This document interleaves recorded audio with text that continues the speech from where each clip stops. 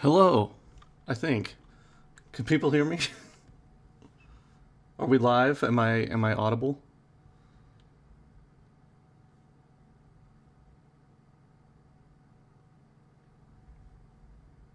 Okay, I got a hello in response. I assume I'm audible. I assume the game isn't. The game's muted right now. Okay, can hear. Good.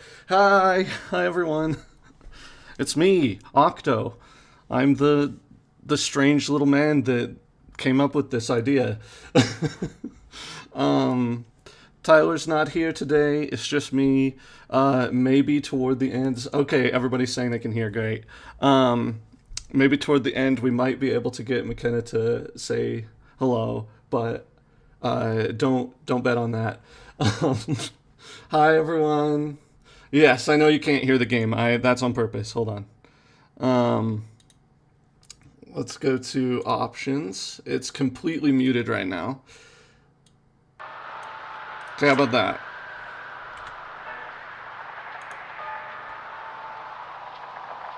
Is the game audible now? You can still hear me better than the game and everything? Is that... How are things balanced?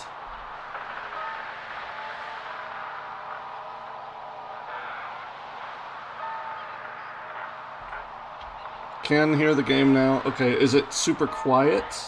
A little loud. Okay.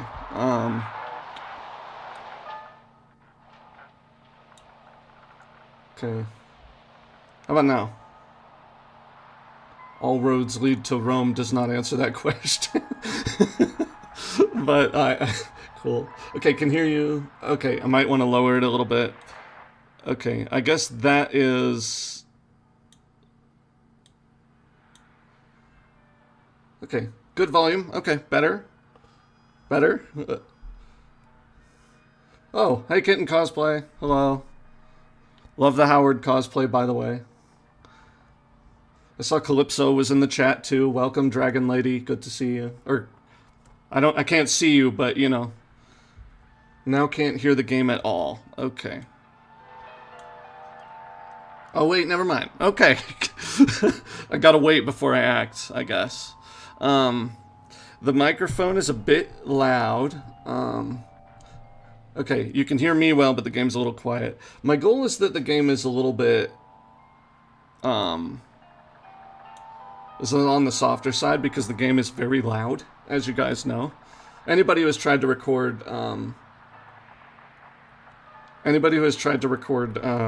footage of this game knows that the game is very loud. Okay, now it's good. Okay. Okay, I'm waiting for one other person to say it's good, and then I guess we'll get started. We'll spend the whole live fixing the volume. No. Okay. Alright. Let's see. Yeah, the actual live, I don't know how... Okay, is good. We are now good. Okay. Jumping in. Okay, I can no longer see your comments. I am now full screen in this game. But do not worry, for I have a phone which has all of the... has the chat on it that I can look at. A little... Almost dual monitor, not really. Let's see. There we go. Are we allowed to ask questions on what happens before, after, and... or before, during, and after the events of the game? Yes, with an asterisk. We'll get to that. Before we jump into any questions from you guys, I should probably answer the ones that are... Turns into ash. I can see you guys down there. It's fine. It's fine. You're trapped on my phone for now, but I'll let you free. Don't worry. So... Posts. I made a post and I said that anybody who couldn't make it to the VOD should leave a comment. So I'm gonna answer all of those first. First one comes from... I don't know if I'll actually say the users. Probably not. For privacy's sake, I won't say the usernames, but... somebody asked, what about the idea of making a game involving the card game Ocean's 11? It's an interesting idea, I suppose. Then there's a very long rant about cosmology of Kyoto, it looks like. So we'll skip that one. What is your connection to Lovecraftian horror, and what inspired you to make it a part of your game? Okay, that's the question. The rest of this one goes, making the final boss is something to pacify instead of outright defeat. Oh, I should warn you guys, full spoilers. Full spoilers and maybe deep lore secrets today. Forbidden knowledge. So just if you haven't finished the game, forbidden knowledge is here, so just a heads up. Making the final boss something to pacify instead of outright defeat due to human powerlessness embodies the best of the genre. So many games misunderstand that aspect of Lovecraftian horror and slap a health bar on eldritch entities. It's so refreshing to have a game that actually gets the genre beyond surface level cosmic threats and themes of madness. So I'd love to know your history with the genre. Well, first off, whoever said that, thank you. A huge thank you for saying so. But my history with the Lovecraft genre is a very interesting question. This might be a long answer. We might be on the title screen for a while. So if you guys get tired of the the title screen volume, I can turn it down again. But then we'll have to deal with the whole thing. Actually, before I answer this question, why don't we just hit start anew? We'll go to the tutorial area, and I'll answer questions from there, because it's a little... Yes, I want to start anew. McKenna has a save file on here, so... Doctor Morose was a curious fellow. I'm very tempted to skip this, because it's my own voice, but I will... Away on his island, I'll let it play. by name, Morose made new breakthroughs which brought him So... great fame.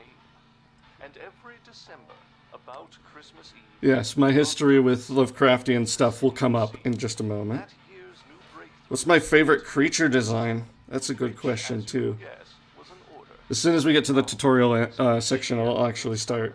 He'd hire new hands which he brought in from I'll start faraway answering things. lands. And each year a bummer. I have a good reading voice? Thank you. For his That's very nice of you. applications received no reply. Perhaps that Sometimes my voice is very smooth, and sometimes it's kind of bad. So, again got ignited the OST is oddly hypnotic. Miles Clark nailed it. Still getting used to hearing my own voice too. Well, your voice is very pleasant, Calypso, to listen to. When you play the game, it's very fun to watch because you're very energetic about it, and there's a lot of like. I can tell that you're a fan of the game just from like watching you play, and so especially when you found a certain thing in a certain area of the game that was in a jar, and immediately clocked it as concept art that we had posted. I was pretty.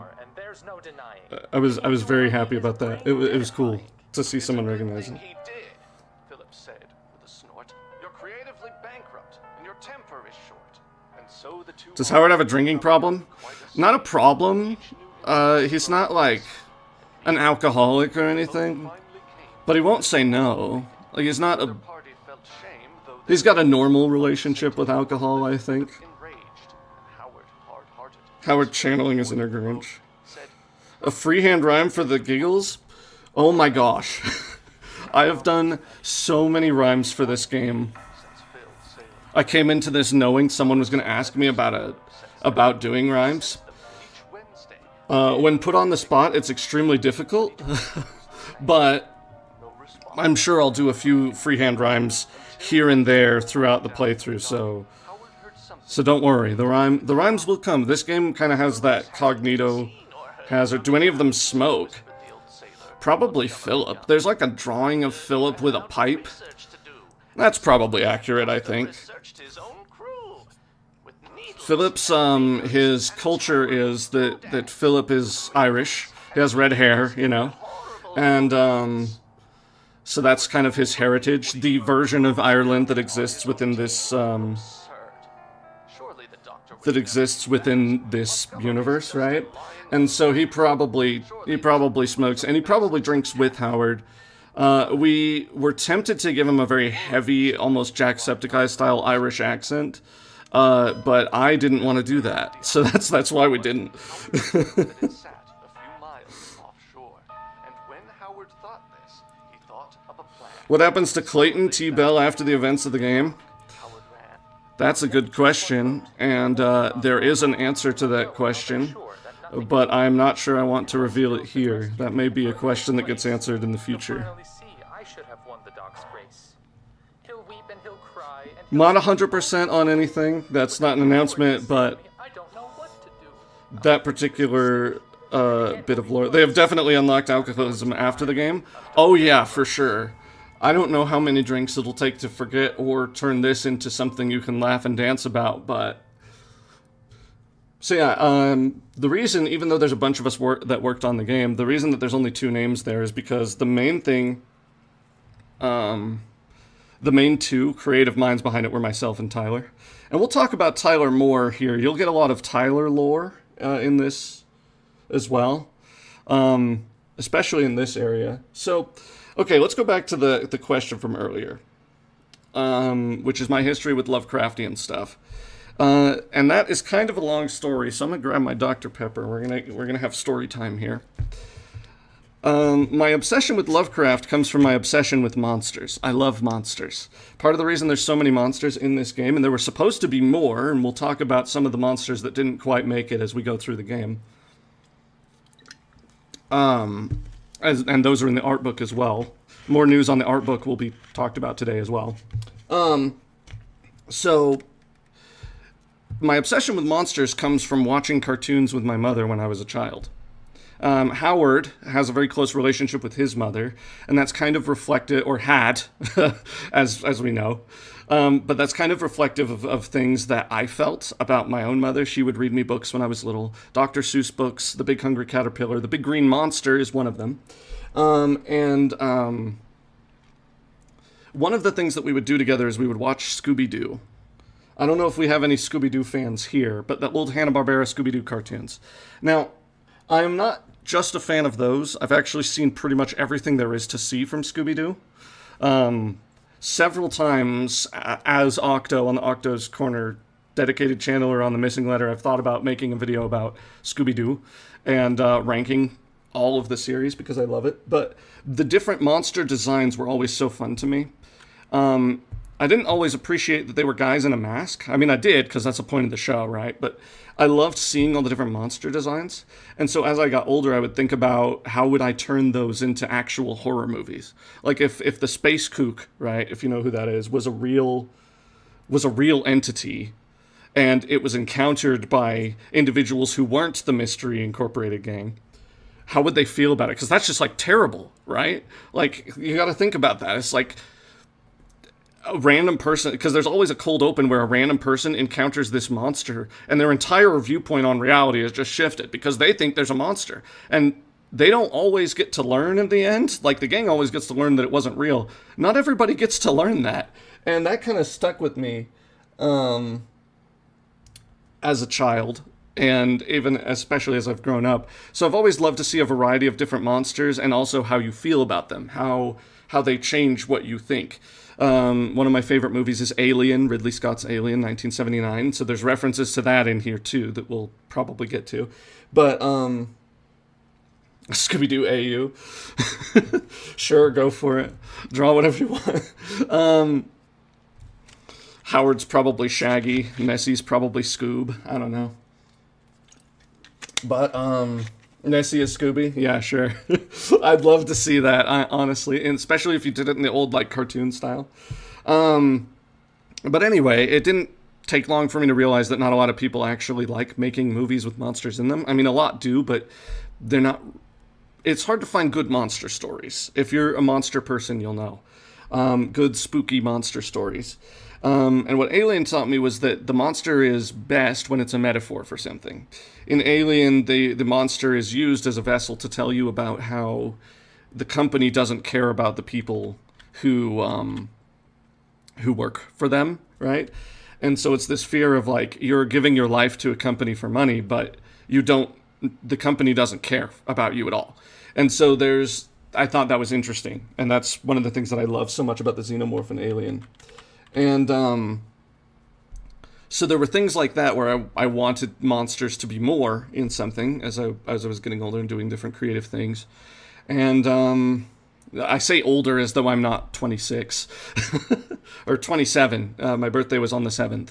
There were references to June 7th throughout. It's because that's my birthday. So if you see those, that's what that is. Like there's one hybrid we'll see that he only lasted June 7th to 8th. It's because the hybrid and myself share a birthday. So, yes, as I was saying, eventually, it doesn't take long before you get into Lovecraft with that. And Lovecraft's whole thing is the monsters change your idea of what's real and what isn't. I knew going in that we couldn't have Cthulhu, which was our code name for him. The real name for that entity is Davu Dorith, in case you were wondering, that you fight at the end of this game. I knew we couldn't just have Howard defeat him, because that doesn't make any sense. That's why most folklore monsters are always representing a fear of the people. Oh, happy late birthday. Thank you. Thank you, everyone. But yes, folklore monsters are almost always representing common fears or stories of things that you shouldn't do. Like cautionary tales. And good horror is often a cautionary tale, right? Good Lovecraftian horror doesn't necessarily have to be cautionary, because it's not always these people's fault when they enter these scenarios, but there has to be some commentary on what it means to be human. A lot of people focus on the monsters themselves, and if you do that, you miss what makes the monsters scary. They're not scary just because they're these big, vast things, although that is part of it, but they're scary because of what they represent for the characters within the story, right? So here, we have a very simple story of a man whose best friend is gone, has vanished, and he has to go find him. But as we explore his friendship and the flaws that are in that friendship, we end up uncovering something much deeper that threatens not only that friendship, but everything else. And because you like Howard, because you want to get to know Philip and want to like him, then these entities, every time something gets worse in this universe, it's a little scarier because you start to fear for the fate of people. But I hate it when people give these Lovecraftian entities a health bar, unless it's like a Souls-like, because then it feels like I'm not good at video games. Playing Souls-likes, it always feels like I'm battling some elder god, because even the first boss, I'm like, I can't handle it. Best friend in quotation marks. Okay, we'll talk about it. But, yeah, Susie and Cthulhu, the wonderful fear of the inevitable. In-game, you don't really get rid of it, you just put it back to sleep. Well, that's the thing, too, is even after you put it back to sleep, the ancients in their city, and we'll talk about this when we get to it, the ancients are like, oh, that's fine, he'll wake up again someday. It won't be Morose that does it, but one day, he'll come back. Someone will discover this again, and someone will do it again. The cycle will continue. So really, you're never defeating this thing. And even that thing is just a small cog in a larger machine. But, okay, so let's talk about the tutorial room real quick. The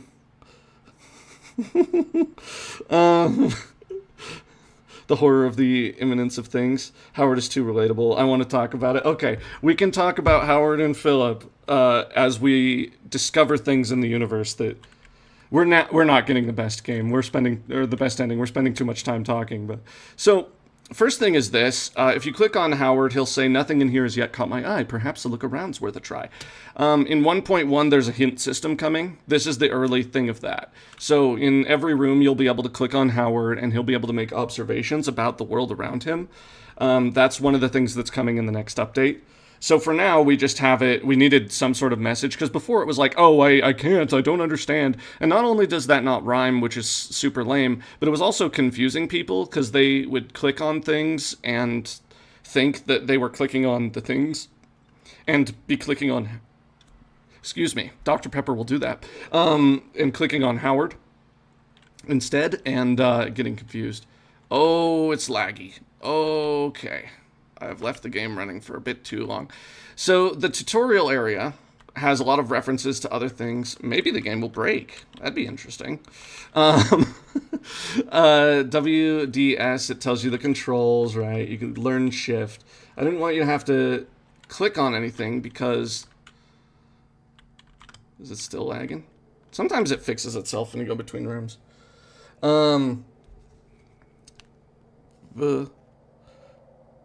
Yes, the transition from the childhood trauma to the current issue.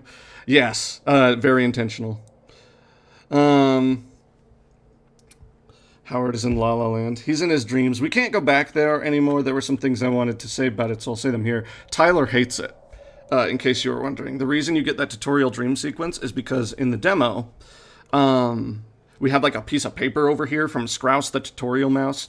Sprouse was murdered in an unfortunate... Well, he passed in an unfortunate accident, as it were, because all of us on the dev team hated Sprouse and hated that was how the tutorial was delivered. So this room is a tutorial for clicking on things because you can click on pretty much anything. But players didn't understand that they needed to that they couldn't click to move around. We're casually chatting with the voices in his head. Yes. So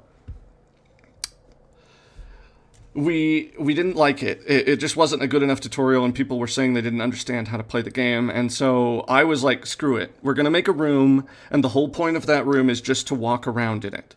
And originally that room looked different. In the art book, you'll be able to see what it looked like. And Tyler told me it was terrible and was not good enough at all. He was very clear about that. So I redrew it, and the version you see in the game is the one that you see. And I still don't think he likes it very much. A week before the game came out, he was trying to get me to get rid of the tutorial room. But let it be known, not a single person has struggled to figure out that you move around with WASD and you click on things to investigate your environment, and you press space to advance text. Nobody has struggled with that, so the tutorial was good. Suck it, Tyler.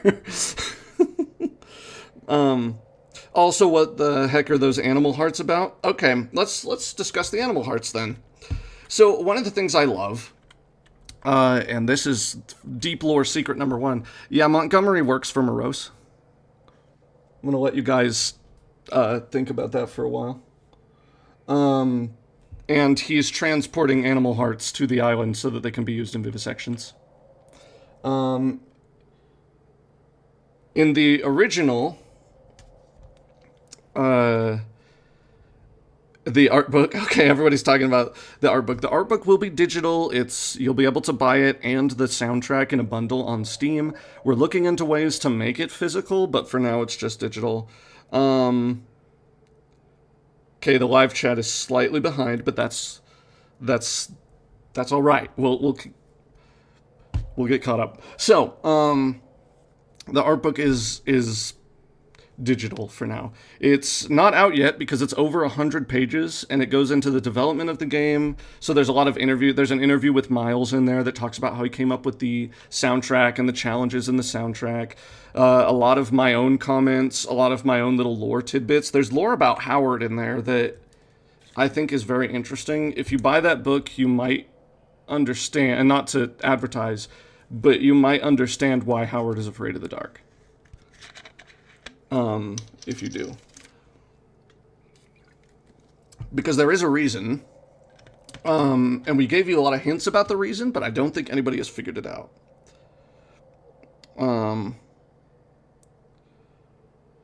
Wait, does that mean Guntz knew where Howard was going that night? Well, if you think about it,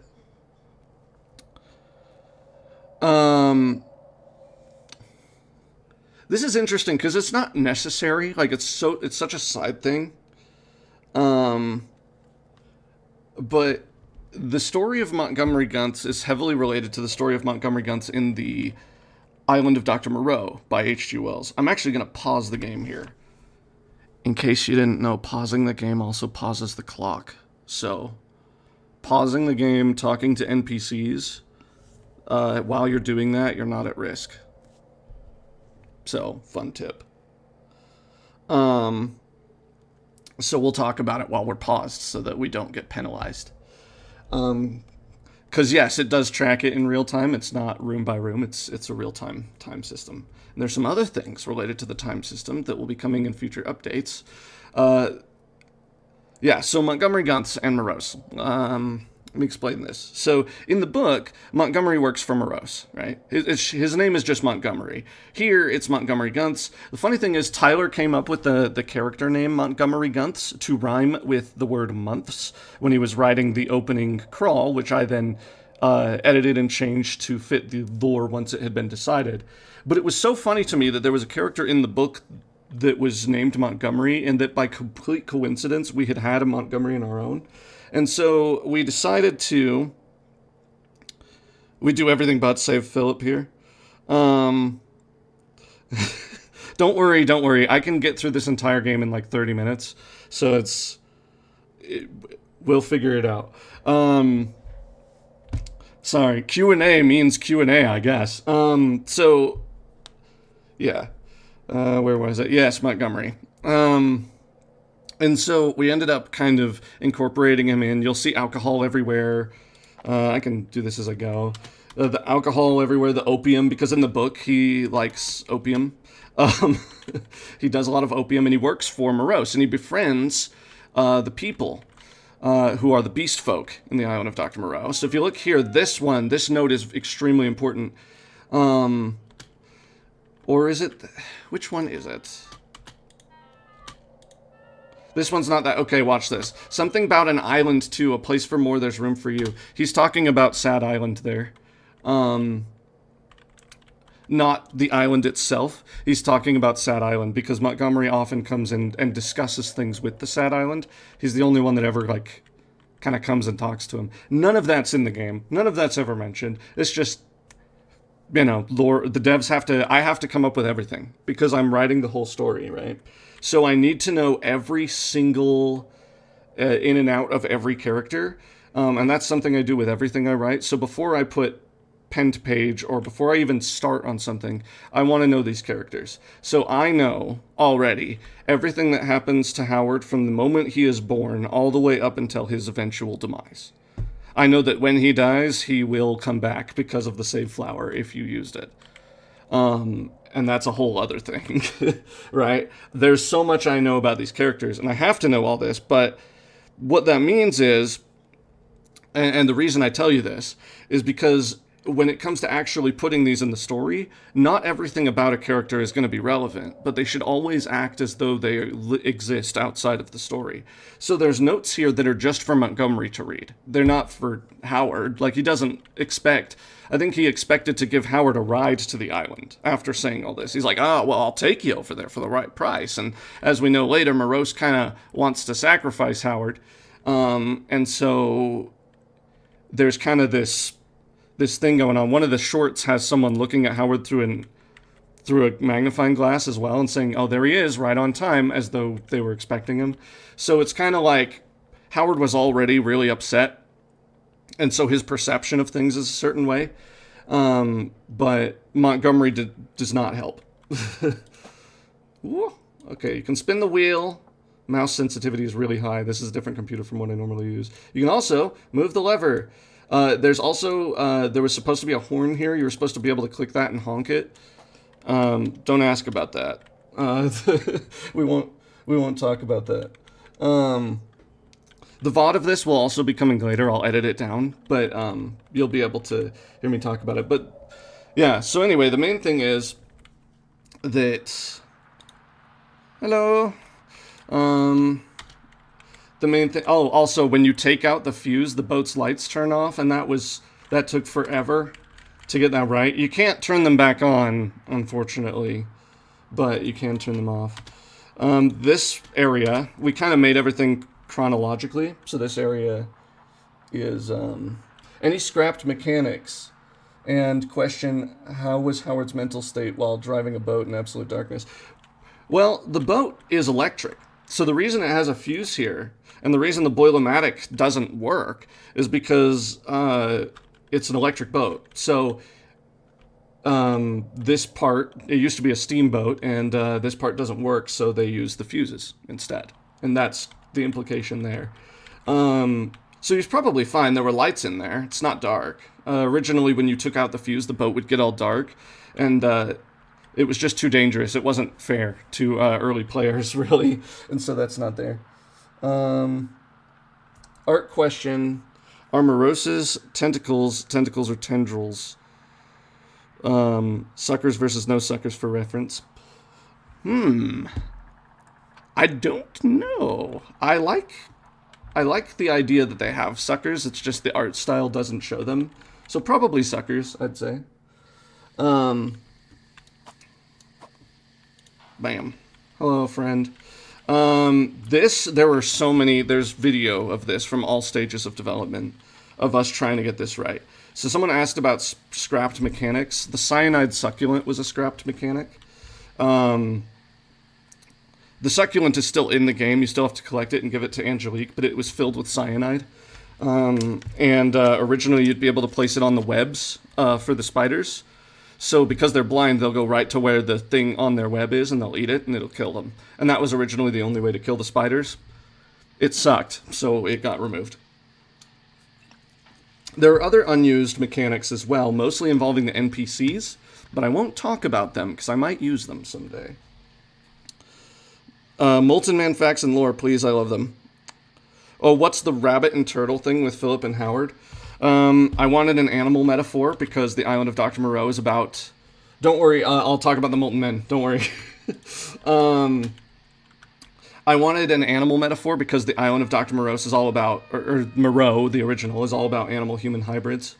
And Howard is a tortoise because he is slow. Slow in speed, not...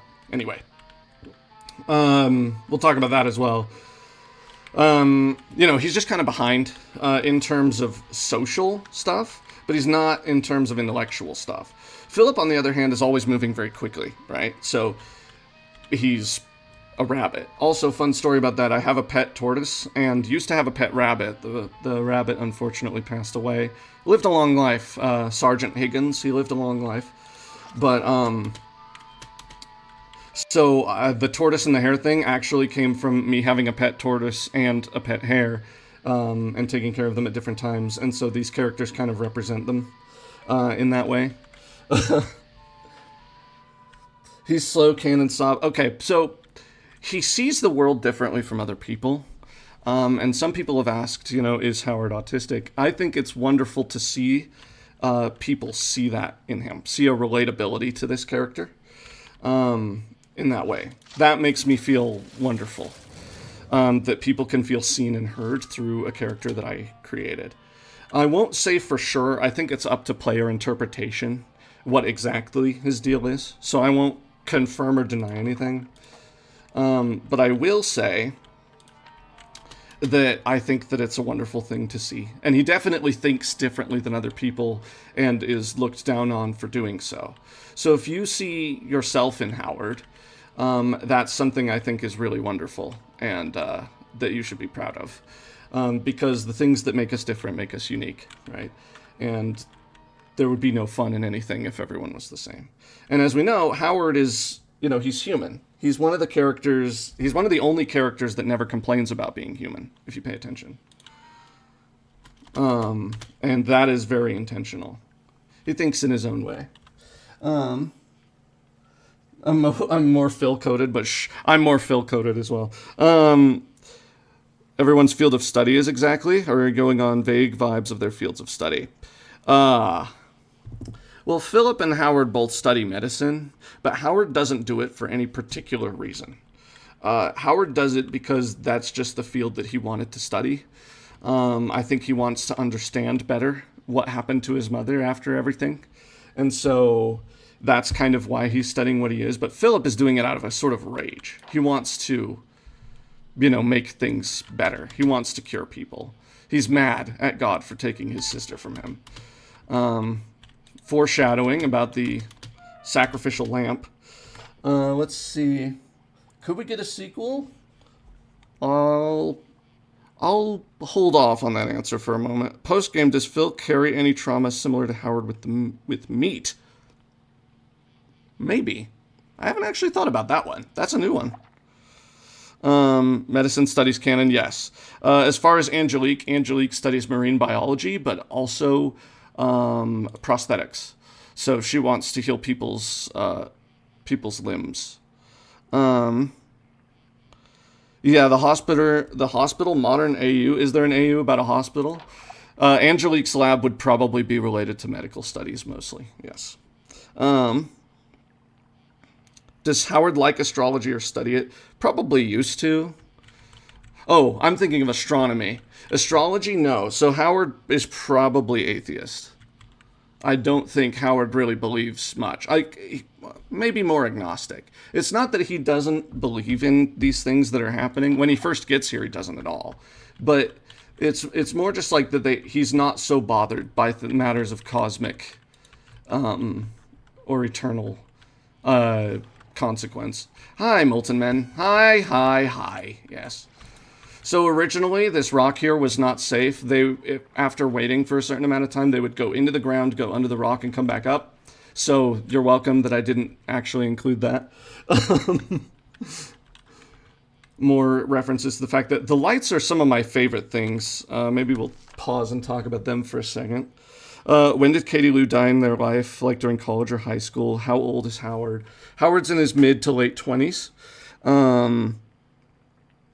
Is there a chance that the Doctor is still alive? You could check Nessie's droppings and there would probably be an answer in there somewhere. It would not surprise me if he crawled out, honestly. It would not surprise me if Morose lived. And what time did Katie Lou die? Someone says Marine Angelique Cannon. Okay. I have to... there's something I want to say and I can't. I cannot tell you. No, never mind. We won't talk about Angelique and Under the Sea just yet. But yeah. If anybody wanted to draw Angelique in an old-style diving suit, they might be pleasantly surprised later. Is all I will say. So, okay. Let me see. Molten Men things. Howard and Philip pushing 30. Probably now, like after the events of the game, yes. Philip is older than Howard. I know how they met, but I love seeing so much how people talk about how they might have met that I might not answer that. At least not right now.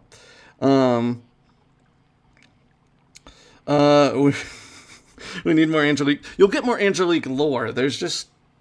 what are Howard, Philip, and Angelique's favorite colors? Howard's favorite color is either orange or red. Philip's is blue, and Angelique's is yellow.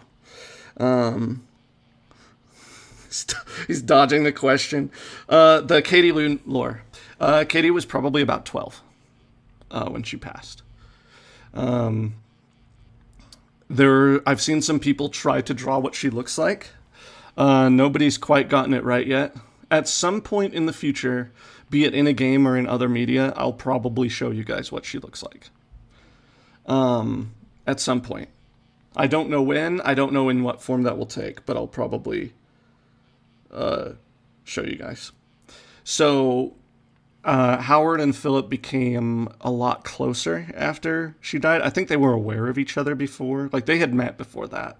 But that was when they became best friends, is because Howard was there. Does Howard have siblings too, or no? That's a good question. It depends on what his dad was up to, I guess. Not that he knows of. Why does Howard speak in rhymes? Okay. This is my favorite thing. I'll answer this question because I'm proud of it. Howard speaks in rhymes because of his mother. And as I'm talking, I'll go through. So I won't be able to look at chat for a second. Hi, buddy. Yes, I see you. That was weird. Howard speaks in rhymes because of a condition which is fictionalized in this game, but which is a real condition. Visual and auditory agnosia is what it's called. So the way that he views the world is different from other people. He views and hears it differently. And because of that, that is part of the reason why he can handle this sort of madness that comes later. Because the way that he responds to external stimuli is different. So everyone speaks in rhymes to him, right? He hears it that way. But there you go, Howie. Get some nice little food. But it's not necessarily that everyone else looks or sounds the way that they do in Howard's head. Oh, you know what? We're going for the best ending, aren't we? Not that we're gonna get it. Philip's gonna be long dead, but I'm gonna go grab the thingamajig here, the statue. This light around the lantern is there so that players don't get confused and think that their lantern is not being used when it's being used. Pretty standard gameplay stuff. Now, it's possible that there are other characters in this lore that also, or in this universe, that also speak in rhyme and also have a similar thing. But the reason it's rhyming and children's books aesthetics specifically is because going in, I wanted to have a reason for the game to look the way it does. Like, there's a lot of mascot horror and other things, and that's wonderful. Like, if you're making a game and that's what you like, I think that that's wonderful. And I don't really have a problem with mascot horror, frankly. But I do have a problem of using an aesthetic for something when there's no reason for it. So for me, it was very important that there be some sort of reason why things look and sound the way they do. And early on, that was incorporated into the lore. In a few different ways. But the reason it's this is because Howard's mother read him books. Certain types of books. And those types of books informed his comfort, what comforted him, which was the visual and auditory language of something like this. Yoink, you can grab it out of the sky, in case you were wondering. I don't think that broke. No, it didn't break anything. And so that's kind of why. You can also take this with you. It'll help you translate some text in the Forgotten City. And there may be other things that I'll have it do later in future updates. But for now, I'm just going to leave it there.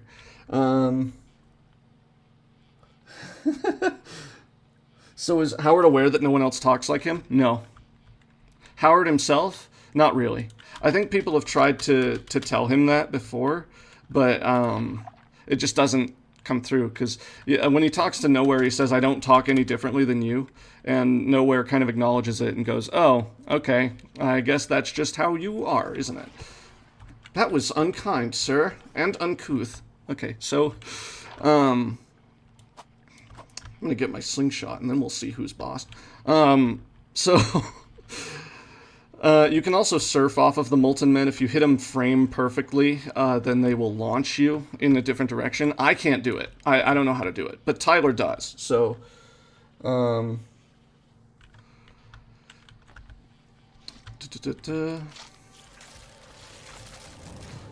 now we're getting a lot of questions. What was the relationship between Thomas Morose and Sam Morose? How did they meet and when did they get married? That, I think, is a story for another day, unfortunately. Kind of silly question. Is Howard actually canonically considered a pretty boy? I'm going to not answer that one just because I'm not 100% sure what you mean by that, and so I'm afraid of my answer being used against me. The evil rock we'll talk about. They turned into slime. Oh boy. Speedrunners take notes. Howard asking someone on a date would be fun. Yeah, it would be. What are Philip and Angelique's eye colors? I don't know. I imagine Angelique's probably hazel or black. And Howard's is definitely hazel. And Philip's are probably bluish gray.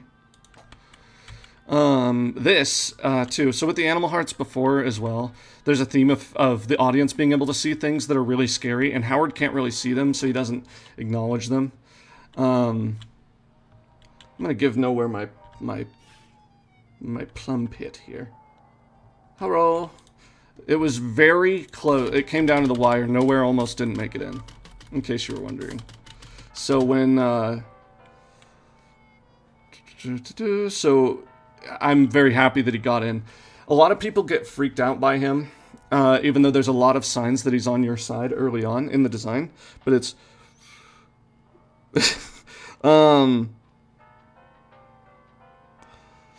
What was the original plot of the game? That's a good question, too. So Nowhere.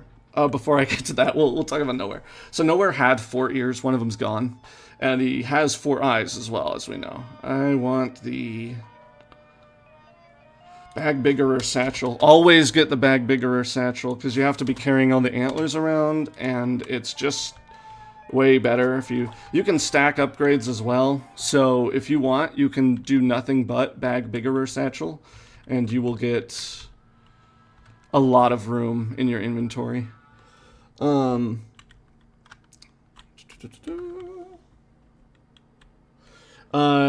Also, Nowhere has 4 eyes, and that's really frightening to people. But if you'll notice, at the end of the game, you use 4 hits to take out the boss. Hi, Sam. See you later. Have fun. Also, rare dialogue. The waters down there seem to whisper hello. How they do so, I don't want to know. No one clicks on this. I hid it there for my own fun. It was part of what I did to test how the clicking on things system worked, and then I just left it. Also, if you want to be tormented by something, the background ends here. There's a gray line. You'll never unsee that. Maybe we'll fix it someday, but I think it's funny, so I left it. But yes, so the idea is that Nowhere has 4, because 4 is the number that is stronger than 3.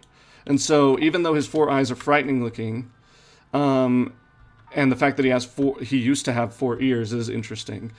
But he has 3 now. The main idea behind that is thematically we want him to feel like he's a part of the universe that he's in, but also suggest that he comes from a different one, and that the one that he came from, like his goal is kind of to put the Elder God back to sleep, that he's on your side in that endeavor. I would consider him chaotic neutral in a lot of ways.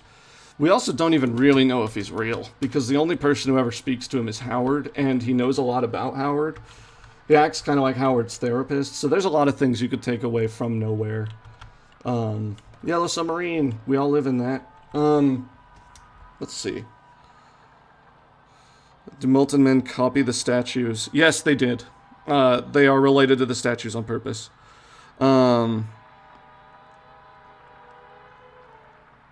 Yeah, so Nowhere, I'm not going to reveal too much about Nowhere's backstory. I think it's more fun to not. He has one.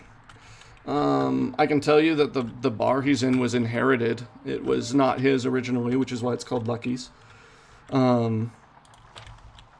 But that's all I'll tell you about Nowhere. And other than that, I'll leave his story up to speculation, I think.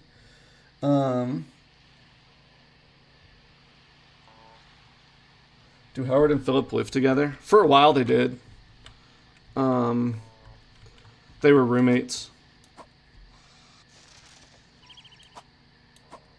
I also have a particular headcanon. This is not, don't take this. This is not canon. This is not canon. But I think it would be really funny if they worked at a convenience store together. Like taking shifts at a convenience store just near where they lived. So.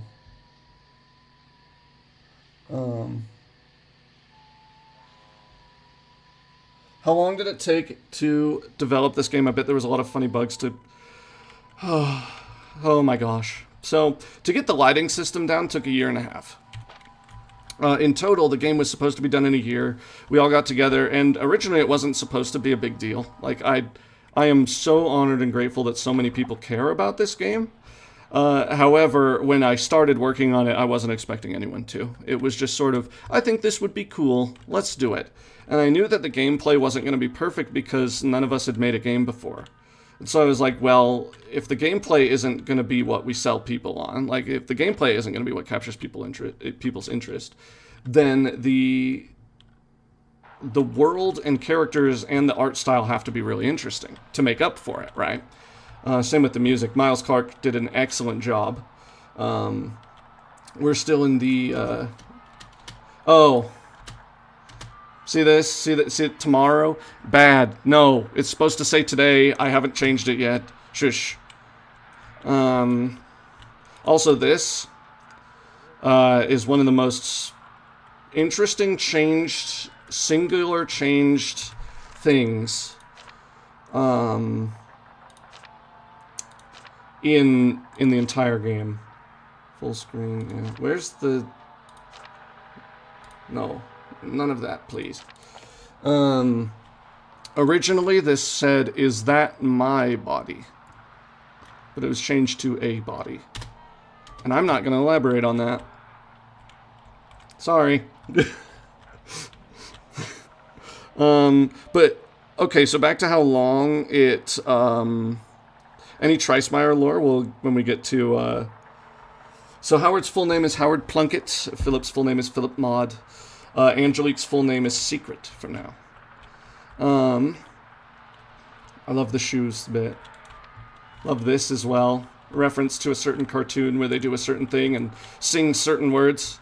Alright, bud. Hi. How are you? Okay. Ready? 1, 2. Here we go. Here he comes. Nope. Nope. Nope. Nope. Nope. Nope. Nope. Nope. This thing still freaks me out, honestly. His original design was much worse. Okay. Hey. Okay, we made it. Whew. His original design was much scarier. He looked kind of like one of those wind-up toy monkeys in the concept art. There's like a picture of what he looked like in the art book, and I'm sorry for that in advance. Okay, let me check the questions here. Okay, the Smurfs. Don't hide the lore. How are we going to tag Angelique? Does Dr. Seuss exist in this verse? Good question. Perhaps. You'd be a runner or a track star too, to be fair, if something like that was chasing you. That's what I have to say. I think you would run harder and faster than you ever have in your life if you thought you were going to die. So, okay, so back to game development time. It ended up taking 2.5 years. A little bit under 2.5 years, because we started in 2024, and the game was almost canceled twice. And the reason that trailer looks the way it does, like the first trailer. Also, yes, this is the one rhyme that isn't a rhyme on purpose. It's just because I thought it would be funny. There's no significance to that. I just thought it would be funny for Howard to just once break character, break everything, and just be like, ugh. And so I try not to do it anywhere else, but... and the reason that, that it took us so long, originally we were going to do it in 1 year, like I said, and it was supposed to be a kind of small project. I was just finding it very difficult to find work in the industry, as a writer, as a translator, as in anything. And, eventually I got so tired of applying and failing, to different jobs, some of you can probably relate, that I just said, screw it, I'm making my own. And then I'll have relevant experience, and I don't have to be entry level because I have relevant experience. So I called up my friend Tyler, who was studying game design, and he had made a few little things before for like school, but they were just kind of proof of concept things. And how many of these do we got? We got 2. Okay, perfect. And he told me that he'd be interested in making a game. The first... Come on. The first, take that, take that. This is the tooth bridge. The other one's the tongue bridge. That one's the tooth bridge. He told me he'd be interested in making a game, and none of us knew how big of a deal it was going to be. None of us knew how much time it was going to take, but we were just kind of tired of the job market, so we decided to do our own thing. And we were like, oh, we'll be done in a year, and that'll be fine. That's how games work, right? No! And so eventually it just,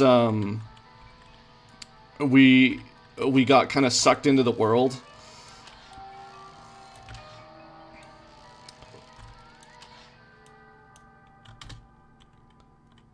Bada bing, bada boom, we're in, fellas. Okay, so, we got sucked into the game's world, we liked the concept too much, and, we were working on it. And as we were working on it, everything you could possibly think of went wrong. So that first trailer looks really rough. That was literally all we had to show at the time. I hate looking at it. It makes me, like, I get embarrassed of it. But a lot of people saw it and liked it. So that trailer was originally meant to be like, look, here's proof that we made something. But we were about ready to cancel it, and then so many people saw that trailer and liked it, even though it was in the state that it was, that we were like, well, we can't cancel it now. Guess we got to make it, and we were able to finish it. And it was always my dream to make a game, so I didn't want to give up on it, even though there were many times that I almost did, and there were many times that Tyler almost did. There were a lot of days where we would stay up together, Tyler and I, working on this until 3 in the morning. Tyler even once pulled a complete all-nighter. I think it was more than once. I don't remember how many he pulled. But he pulled, he would text me, okay, good night, you can go to bed now. And then I would wake up in the morning to an, are you awake yet? I've got something to show you.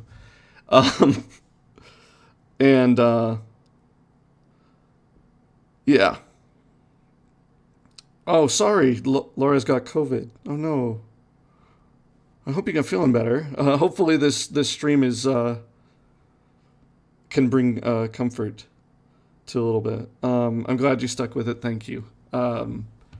Really, it was only when we were ready to put the launch date trailer out that I really felt like we could do it. Up until that point, it was so up in the air and it was so stressful. But at the end of the day, what saved it is just that I did not let it die. Everyone else at certain points on the team wanted to quit and wanted to give up, but I was determined. And all things considered, 2.5, a little over 2 years is not long for a development time, really, especially for your first game. And that's not to mention every step of the way, if you're a game developer or an aspiring game developer, this is for you. Every step of the way, someone's going to tell you what the statistics are. And you have to go into it knowing what the statistics are, right? 99% of indie games aren't made. They don't get finished. Or they do get made and they're shovelware. Or they do get made and they're not shovelware and nobody sees them. And that's the vast majority. The fact that so many people got eyes on our game, and some of you said when I posted that we had surpassed 1,000 copies in sales, thank you all so much for that, by the way. Someone said oh, I would have thought it would be more by now. And the reality is, it's a point-and-click game. Nobody plays those. I mean, people play those. I love the point-and-click community. But you know what I mean. It's just not very conducive to online content, you wouldn't think. And so it's a weird game. The story's weird. The presentation's weird. The characters are weird. The whole thing rhymes, and I'm not very good at rhyming, so the rhyme meter is off a lot. And so there was a lot stacked against us. And so to me, when it finally came out, I was in tears on May 15th. I was so happy. And a lot of you guys are responsible for that. Because right toward the end, when things were hardest and we were crunching every single day, a video came out by one Calypso, which was speculative lore about the game. And that video gave me enough motivation to finish it. So, in case you were wondering, yes, we did see it. I mean, we left a comment, but we did see it, and it was instrumental in the final game being out. Because of how much you got right in that video, and because of how much I wanted to make sure that we weren't letting people down, and that those... Because to me, I was always if even one person buys the game and they like it and it's their new favorite thing, then that's enough. That's success to me, is for someone to see a story that I told and have it mean something to them. And so the fact that so many people have, and we need to talk about how amazing you guys are as artists. I looked with McKenna the other day, we were looking at some of the fan art, because I lurk around and I view as much of it as I can. Crying, laughing at some of the memes that you guys had made and the art that you had drawn, and a lot of you guys are way more talented than I am. Way more talented than McKenna is. So, my advice to anyone who wants to create something is that nothing's stopping you. It takes a lot of work and a lot of sacrifice to do it. You have to give up so much time. Because everything here is hand-drawn. Most of it multiple times, because the first time was bad. Right? But ultimately, you can draw whatever you want.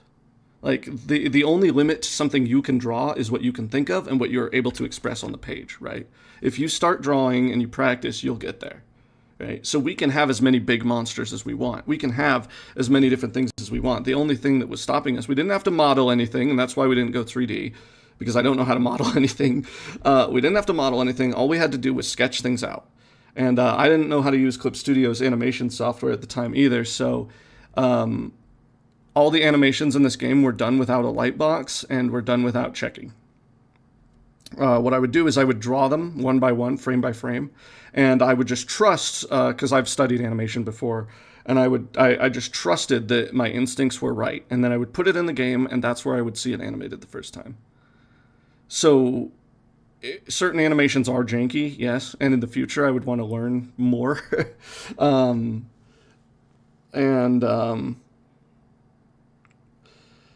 Always share your love for indie projects you love. Yes, it means so much to them. Like you never know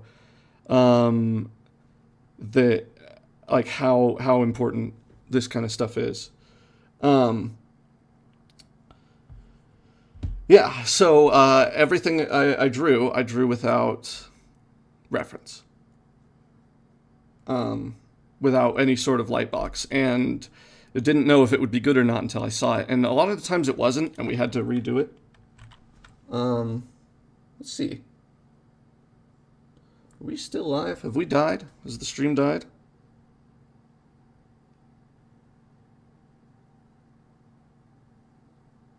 No. Okay, my chat died for a second. Completely unrelated, but who would be a Vocaloid fan, Howie or Philip? Howard would drag Philip to a Hatsune Miku concert, and Howard would be so into it. Yeah. Yeah. Is there going to be a console port? Discussions are happening. That's all I'll say about that. Okay, you guys are back. The chat is back. The chat like paused completely. Okay, you are all alive. Hooray. So, yeah, that'd be my advice, is to not give up on things. But also understand that 9 times out of 10, no one's going to care. Like, I would talk to someone about, and that sounds really harsh, but let me finish. Hear me out. What I mean is that nobody really cared when I told them I was making a game in this art style until they saw it. And when they saw it, they were like, oh, wow, that's really cool. And then further, nobody cared until there was a Steam page and until there were other things. Because so many of these games stay ideas. You can have the best idea in the world. Any dev anywhere is going to be skeptical of the idea until they've seen that you can do it. But, and it might not, like, I got really lucky. People have looked at me and been like, how? This is your first game? Yes, I learned how to use the Godot engine because I was mad at Tyler for taking too long doing things, and eventually we both did things together that way. But when it started, I was just a writer and an artist, right? Knew nothing about game design or anything like that. And so this is genuinely a bunch of the first things that came to mind put together. And I think that I got really lucky that people care about it and are interested in it. For most people, that's not going to happen. Let's go to the Moon's room.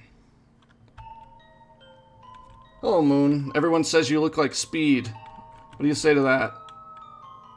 Oh, Moon, that's hecka disrespectful. Oh, well. I see you trying not to laugh, Moon. Anyway. Okay, let's see. Why would it take place in the 60s? Because I don't like non-period pieces. That's all. I didn't want anybody to have smartphones. I didn't want anybody to easily be able to communicate. It feels like before technology got good enough for us to be able to communicate, there was a lot more of this culture of rumors. I mean, there still are a lot of rumors and things, but it's like, before, it's like you could just say something and like someone would believe you, right? So like the world feels more mysterious before that. Does Philip like coffee? I think he loves coffee. What was your favorite death screen to make? Have I seen the animatic on your game? Yes, I have seen a lot of the animatics. My favorite one is the, no, this isn't the car, it can't be. That's my favorite one that I've seen, of Howard like jumping right into okay, Little Runmo. We'll talk about Little Runmo in a second. Calypso says, I've been wanting to get into the YouTube space, and your game is what pushed me to do it, so thank you. You're welcome. Genuinely, love your stuff. Even if you weren't talking about the Island of Doctor Morose, I'd probably still watch. You just have a very infectious passion for what you're talking about, and it makes me smile. A, because you're talking about something that I made, so I'm gonna feel happy about it. But B, I think you're a good theorist and a good commentator. So, do they know about the AUs people have made? Some of them. I know about some of them. I like the ones where Howard has weird powers after everything. I think it's fun. I will say that none of them are canon, obviously. And I haven't seen or read all of them, obviously. But, I think they're fun. I'm glad you guys are having fun, and I think a lot of them are great. One of my new hyperfixations. Thank you. Pre-Island events, would Thomas be all for adopting a kid, or would he be against it? He would be against it. I'll tell you why. Thomas is very old-fashioned, for one. But for two, he has a thing with blood. And I don't remember if it's brought up here or not. It might be explored in the future. Alright, come out. If you're gonna be all... Oh! Okay.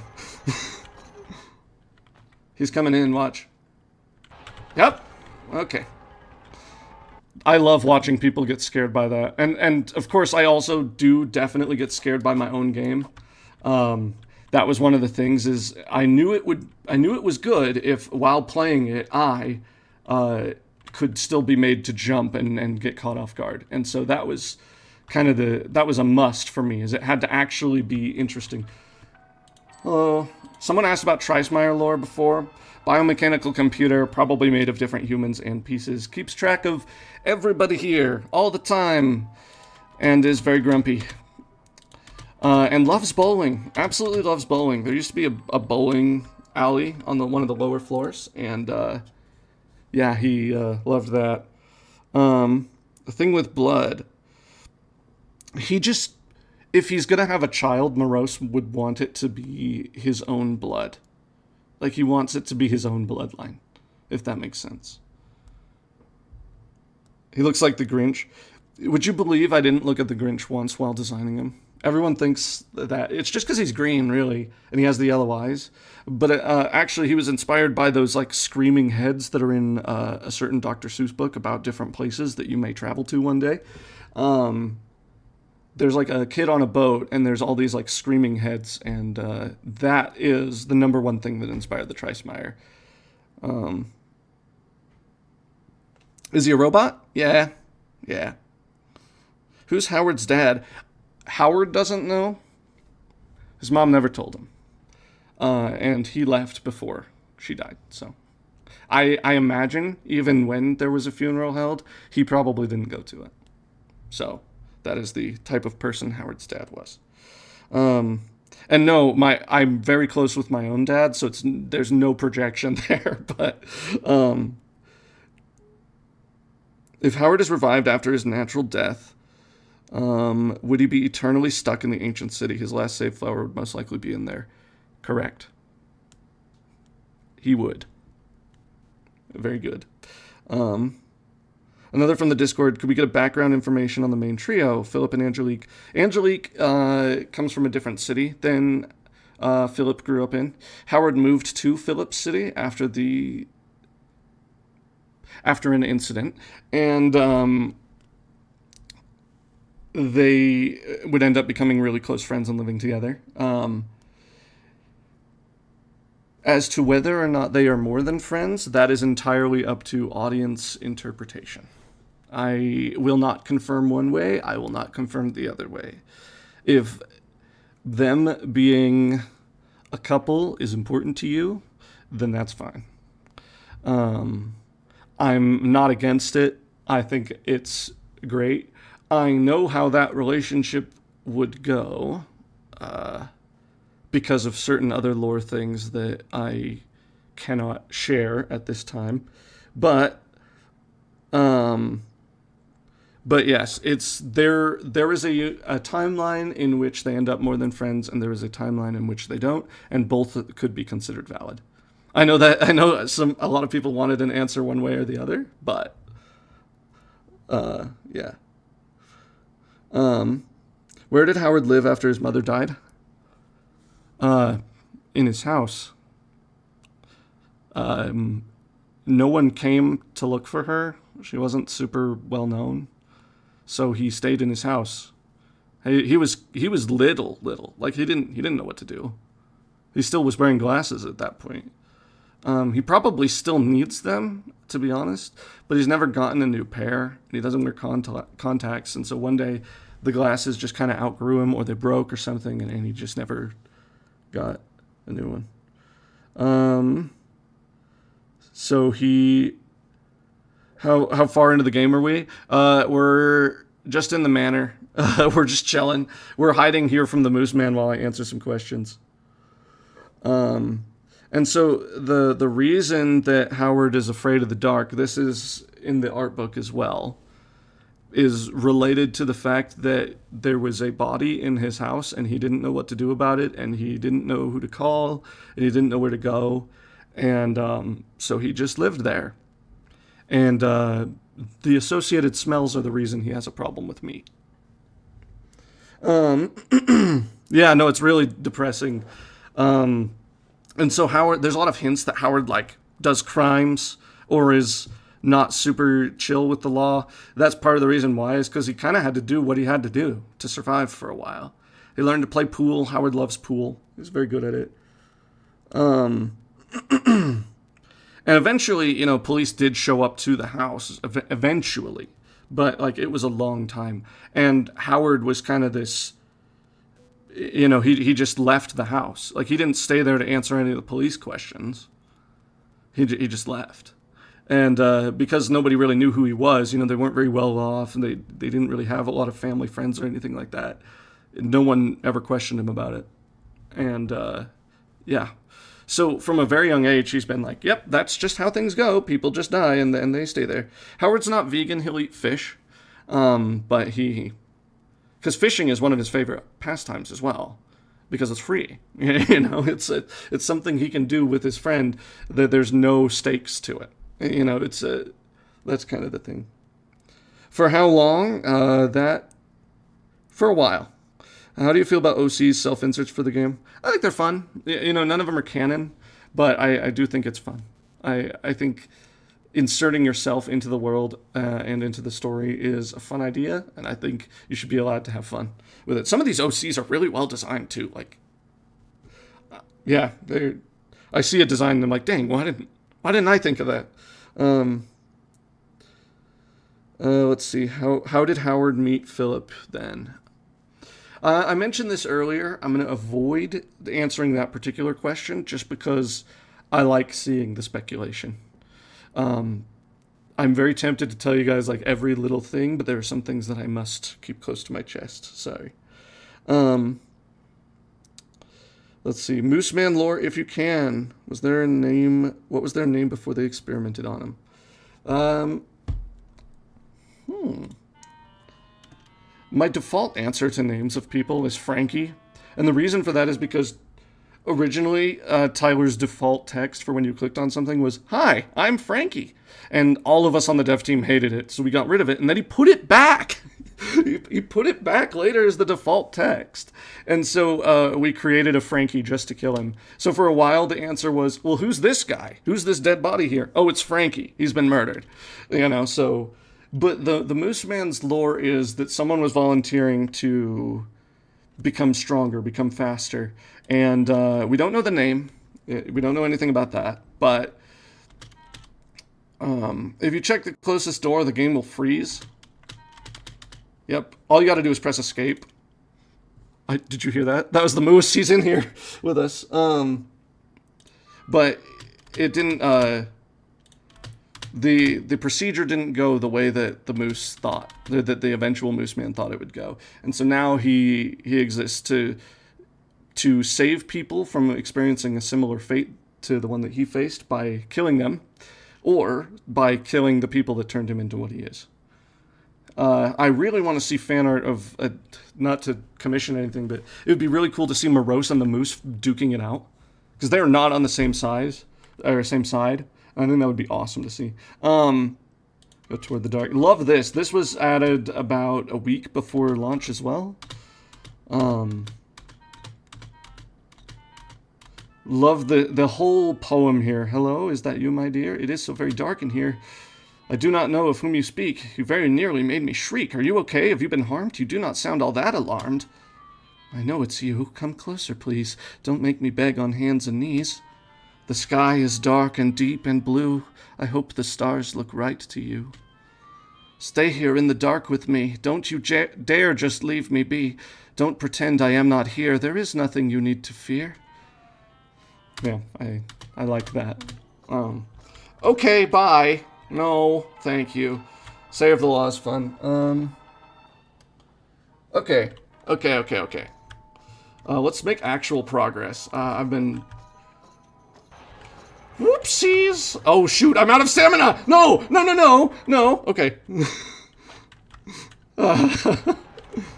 No. Oh. Okay. Blue. Green. Are there any in here? There aren't. Love that thing. That's great fun. I'm running out of oil as well. And when you get to this point in the game, you could prioritize a few different things. For me, I prioritize turning the lights on. Hi, Ness. Originally, her head was much smaller, too. She kept getting bigger throughout development. Excuse me? Oh, that's just the lights. Ivan devouring his son, or not devouring his son, but the murder of his son. The section with the stairwell was added near the end. The manor was always here. But yeah. There he goes. Okay. Note. With that stuff. Did Philip complain about Howard? Probably at times, but I think they mostly got along just fine. They're kind of perfect for each other in a way, you know? But what's Philip and Howard? Okay. Favorite genres of music. I think Howard just likes... Yeah, I'm going to need you to chill there for a moment, Mr. Moose. Yeah, that's the right one. Bye. Oh.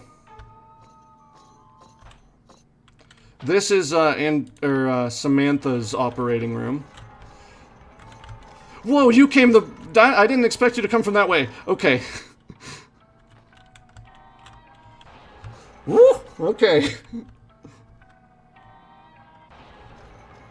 Oh, someone said they're going to make a clay figure of Nessie. One of our devs, Alyssa, made a clay figure of Nessie, which was presented to Miles at the launch party. So Miles Clark has a clay Nessie, and it's very cute. So she's very difficult to make out of clay, and her tail will often it is prone to breaking and firing.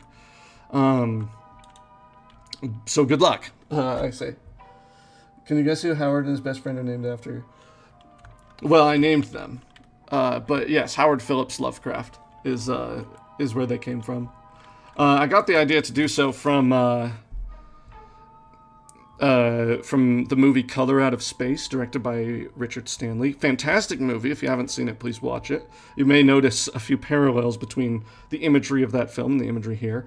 And the reason I bring this up, there's a character in that whose name is Ward Phillips.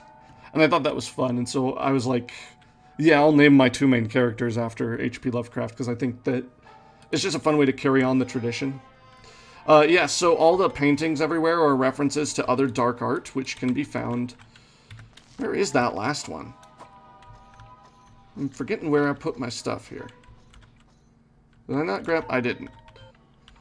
This is one of the only places in the game where it's actually really difficult to maneuver around the moose. Hi, yes, you can see me, right? Come on. Come on. Or, oh! I love that he does that. He'll just, like, stop and make sure that what he's seeing is what he thinks he's seeing. And right when you think he's not going to charge you, and there he goes. And so the references to all the different paintings, it's dark or disturbing art from history.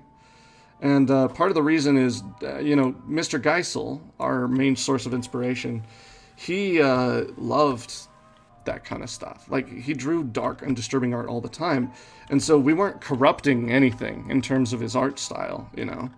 And also, everything here is original anyway, so we didn't really, you know, we're in the clear as far as copyright goes, because we didn't steal anything, and that was very important to us.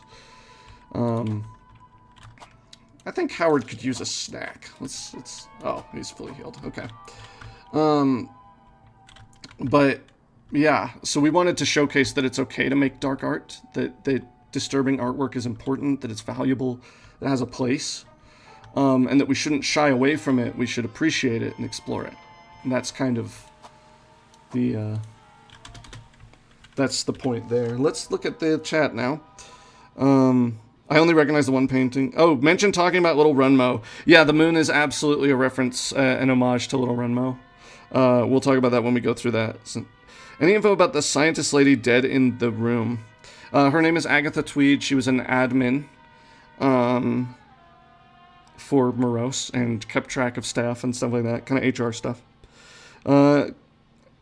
Big question. Have you ever considered a death for the moose where he runs into the garbage disposal chute?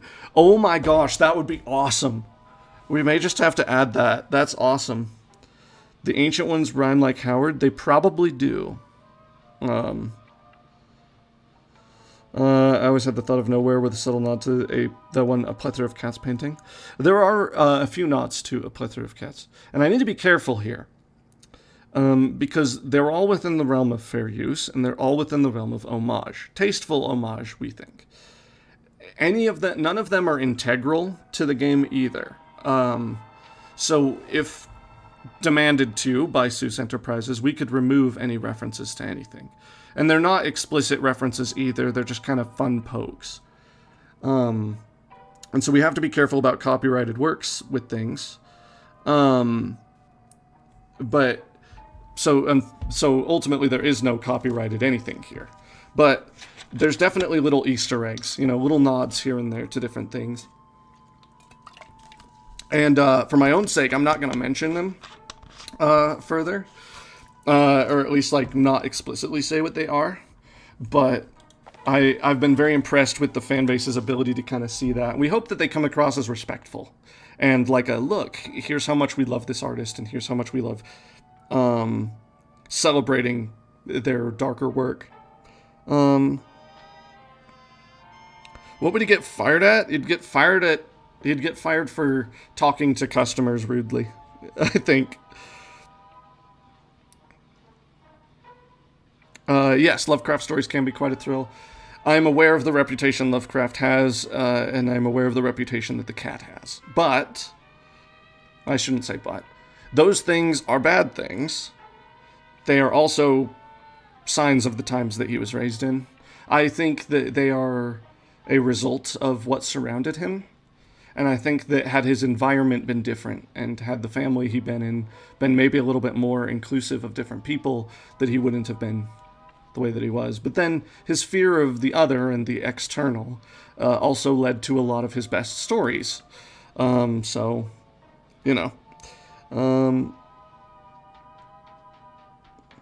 inspired the walking antler? So originally we had 3 designs for what we called chimeras. The walking antler, the molten men, which I promised we would talk about and never did. Don't worry, I didn't forget. We'll get to it. We had walking antler, we had molten men, and we had the ancient ones. And those were the only 3 monsters that were going to be in the game. And so the moose... Oh. We should stay here a while. I'm not sure how close we are to something happening, but I'm going to stay here for a little bit, and the moose won't come in here. Story of many horrors, authors of the time, sadly. Yes. What we can do is learn from the past and be better moving forward, right? So, but, yeah. My mother is actually a librarian. She celebrates Dr. Seuss' birthday each year for the little kids at school. That's cool. Were Philip's parents present in his life? Not as much as he would have liked. I think they became especially distant after Katie passed. But does the clock have anything to do with Phil? Yes, it does. The clock will tell you exactly how long you have to rescue Phil. And if we stay here long enough, So I can answer a bunch of, we can do questions and lore stuff here for a while. I should have been doing that the whole time, because something might happen if you're in this room at the right time. Is it true that Thomas Morose is bald? Yes, he's bald. The horror. Here, we can move Howard so he's not staring directly. He'll look at the clock, so he's not staring into your soul anymore. So when Howard dies a natural death, he gets stuck in the other world forever. That's depressing. Lovecraftian stories often are, I think. You could also play the game and not use the save flowers once, and if you did that, he wouldn't be trapped there.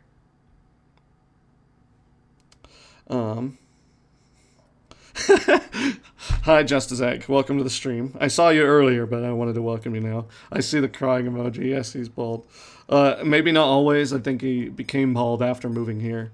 Question about Howard's gender. Is he gender fluid or repressed? Okay. Yeah, I think that's just an art style thing.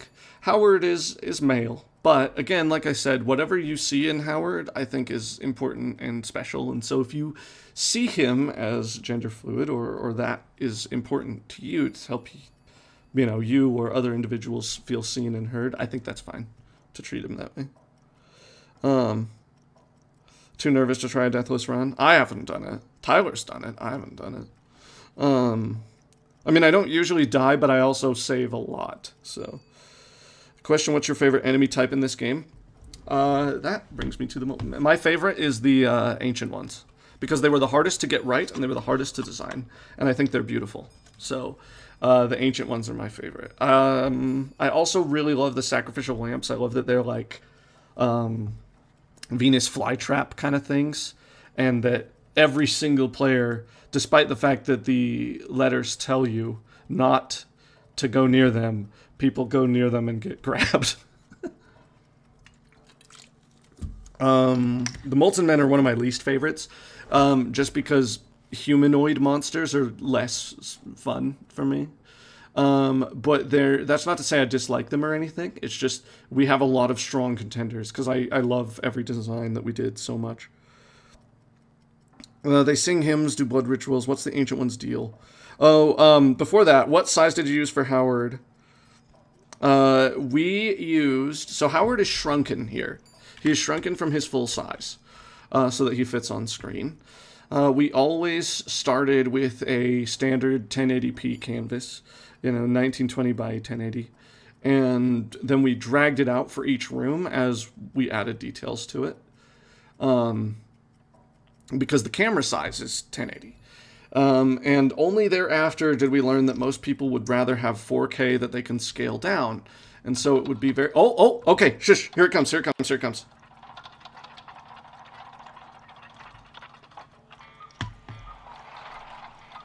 Everything's going off.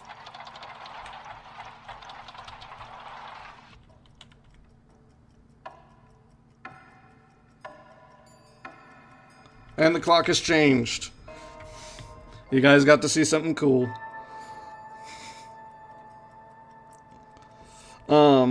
That signifies that an hour has gone by. So you can hear that from anywhere, but if you're actually in the room when it happens, it's pretty cool. Players don't realize it's a trap and back. Did Morose perform all the horrifics on his own interns to resurrect his wife, or to appease the abomination of a mix of both? He wants to be... So he doesn't know everything. Morose does not know everything here. He only knows the rubbings that you can find here. He himself has not been down to the ancient city yet. He sends other people down there to investigate it for him. So he... canon height reveals. Howard is shorter than Philip. Angelique is tallest of the three. Why are Howard's applications rejected? Oh, that's a good question. That is the right question to be asking. I'm not going to answer it because I want to see if the fandom can figure it out. But there is a very good reason. How long does it take for the clock to go off? It's 1 hour. So you have, until here. If it gets to here, the clock will basically break, and at that point, Philip is no longer able to be rescued. Let's see. There's also other things that will happen based on what time it is. I'm hoping Mr. Moose doesn't come and get me. Hey, Trace.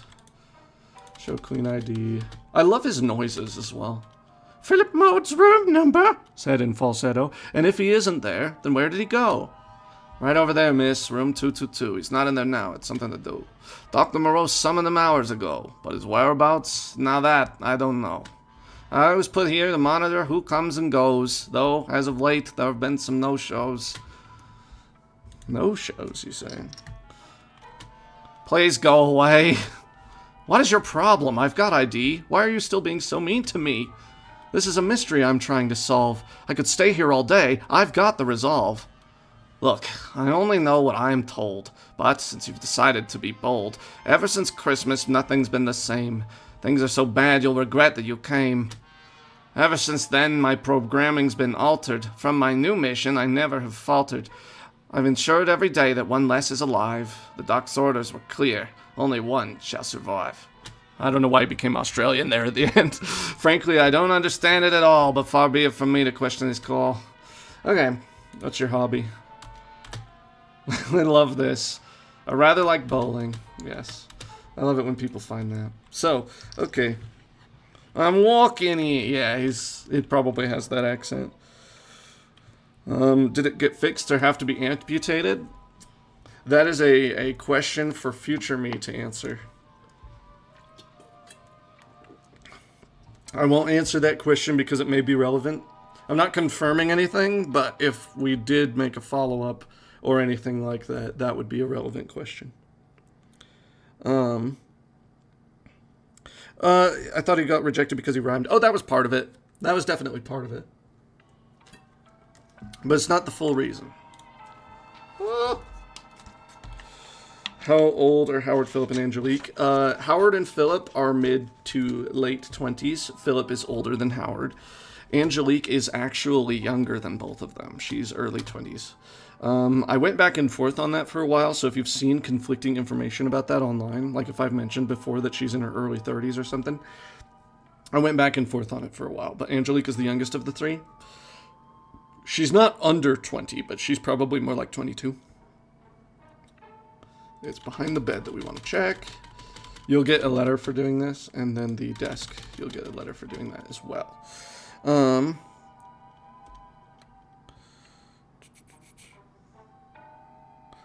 Will there be a sequel? Sorry, can't answer that one. Can't answer that one. There may be more Island of Doctor Morose content. Version 1.1 is going to have new content in it, but as for a full sequel, no promises. Nothing's impossible, you know? I know what we could do with one, but I'm also really happy with what we've got here on the island. So, like, I'm pretty happy with how the story concludes.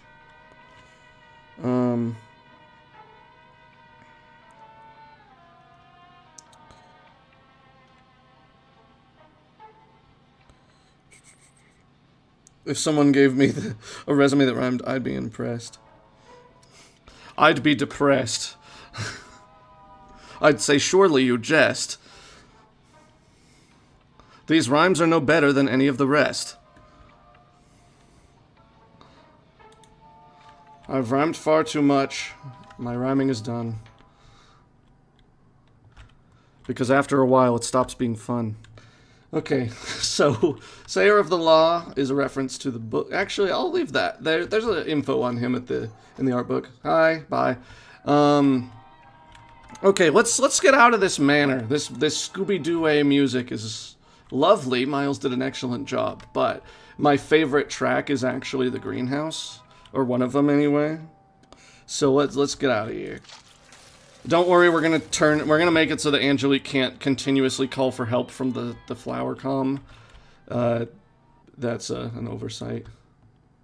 Hi, Ness. So originally you were supposed to be able to get to the trash heap quicker by breaking the glass here with your slingshot and going out. It's also why there's a tongue bridge out there. Inevitably, we canned that, but you can still click on it to get a little poem here.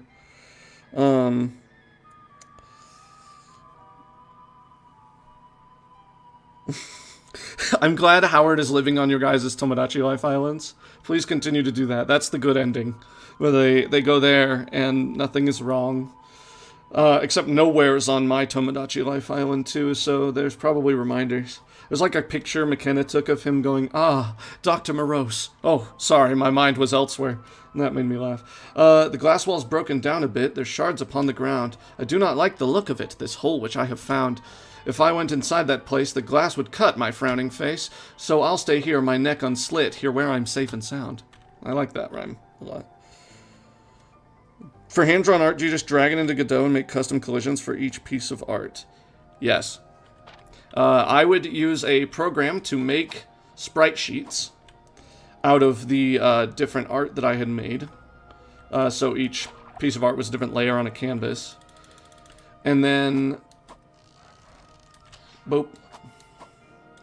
Don't worry, Tyler does want to make it so that you can feed her to get her to spit out the block instead of having to shoot her there. So if that part makes you sad, there's a fix for that coming at some point in the future.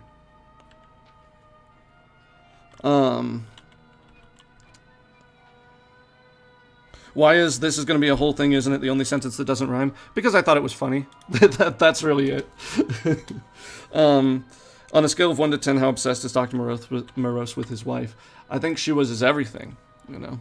My wife is my everything. Like, being obsessed with someone doesn't necessarily correlate to wanting to bring them back. Like, if you're lonely without them, if you miss them, if they matter to you, like, there could be nights where you would do anything to bring them back because the thought of being alone is too hard. And for me and my partner, that's how it is. So a lot of Dr. Morose's descent into madness is I could see myself descending to madness if McKenna passed away at a young age, right? I think if any, you know, everyone in this universe has lost someone, and nobody's questioned what that means for Angelique, and I'm not going to answer it if anybody does, but that's an overarching theme, is you miss loved ones a lot. But what do you do about that? Howard moves forward. Philip tries to move forward by letting that death sit with him, right? Like, he doesn't move on from it, and if there was a way of bringing Katie back, he would do it in a heartbeat. But I think for Morose, it was just a, you know, all of this time we've been doing experiments. We've been trying to save your life. Like, we've been obsessing over this, and we haven't spent the time together that I wanted to spend in your final days because we've been so busy experimenting. And I think that's what did it, really, is the regret. I'm starting to catch a hint that Angelique is Morose and Samantha's daughter. Nope. I'm going to squash that one outright. Samantha sees Angelique as a daughter because she's more open to adoption. It's like what we said earlier. But Morose very much isn't. But they were never able to have a child, partially because of Samantha's disease. And so a lot of the experiments are trying to undo it so that they can have what they wanted. And then she died before they could. Also, hi Nessie's Tale. Bye Nessie's Tale. My favorite Vocaloid song is Vampire, Deco 27. Thought they were the same height because of the game sprites. Yeah, they're close in height, but like, you know. I always skip over questions about Angelique. It's because if we were to do more content in the form of a... Let's use hypotheticals so I don't get in trouble. This is not confirming anything, but if we were to get an expansion for the Island of Doctor Morose, Angelique would probably play a very large role in that, and her lore would become very important. So I choose not to answer any now, and if nothing were to come of that, you know, in a few years' time, then I would just reveal all the lore outright, so that you guys know. But I'm keeping that because it's Angelique would be very important if we did that.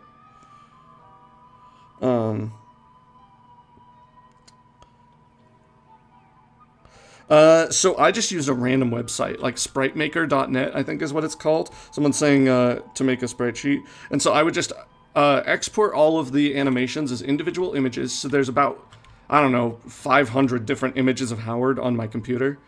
And I would just copy them all, drag them in there, and then it would make a sprite sheet out of them, and then I'd download that. So, like, now that the game is done, I get to put all of that on a hard drive, and some of it goes in the art book. You'll be able to see the sprite sheets in the art book for a lot of things. Love this, by the way. This is one of my favorite scares. This is the bird people. So that's how I did it. How are the instrument voices made? They were inspired by Don't Starve. A lot of things in this were inspired by Don't Starve, even down to like the camera angle. Because I like Don't Starve. I think it's cool. And I felt that it was a solid thing, because I don't really like point-and-click games, and so if we were going to make one, I needed to make one that was fun. And that was fun for me, and that was kind of my way of making it fun. And so we just picked based on what Miles thought would be right, but I did tell him that Clayton needed a banjo. I was very clear about that. You aren't trying to kill me, that much is true, so can you answer if asked how are you? Oh yes, I can speak. I can speak rather well. My name is Clayton. Clayton T. Bell.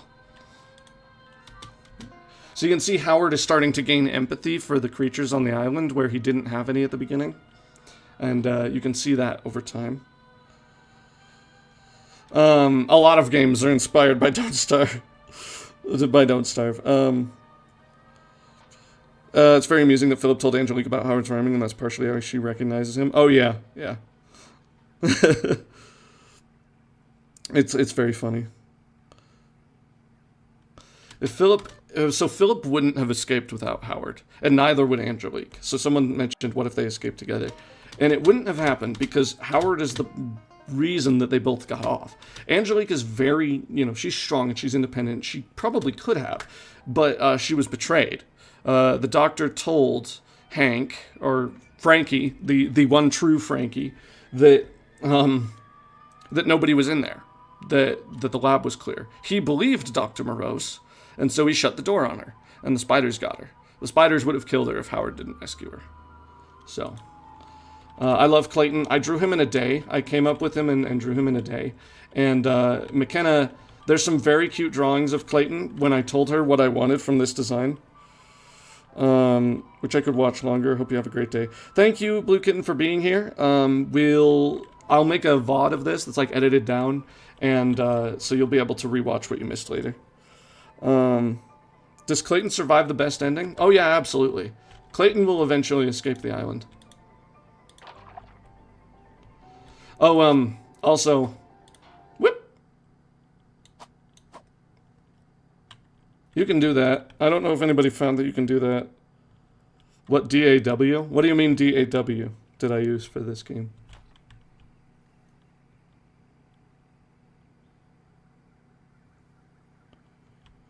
Oh yeah, Georgia. Anything that's like a cowboy-related thing. He could be a Georgian cowboy. He could be a Texas cowboy. He can be anything. But I love Clayton. I love the rhymes for him. I think they all turned out really fun. We'll probably go back and talk to him a little bit more because I have more to say about him. But is that really not? I guess it's not. You guys are learning that I'm not any better at the puzzles than you are. Tyler insisted, originally this was like 6 pieces, and Tyler was like, no, it's got to be a full jigsaw. Oh, constantly abused. Okay. Oh, music program. You'd have to ask Miles about that. Miles made the music all himself. Miles was incredible to work with, and I cannot glaze that man enough. If any future projects happen, no matter what it is, whatever it is I'm working on, I think I would work with Miles again. Because he was excellent, and continues to be fun to talk to, and we keep in touch. So you might get more music from Miles in future updates. There may or may not be certain things that he will do. But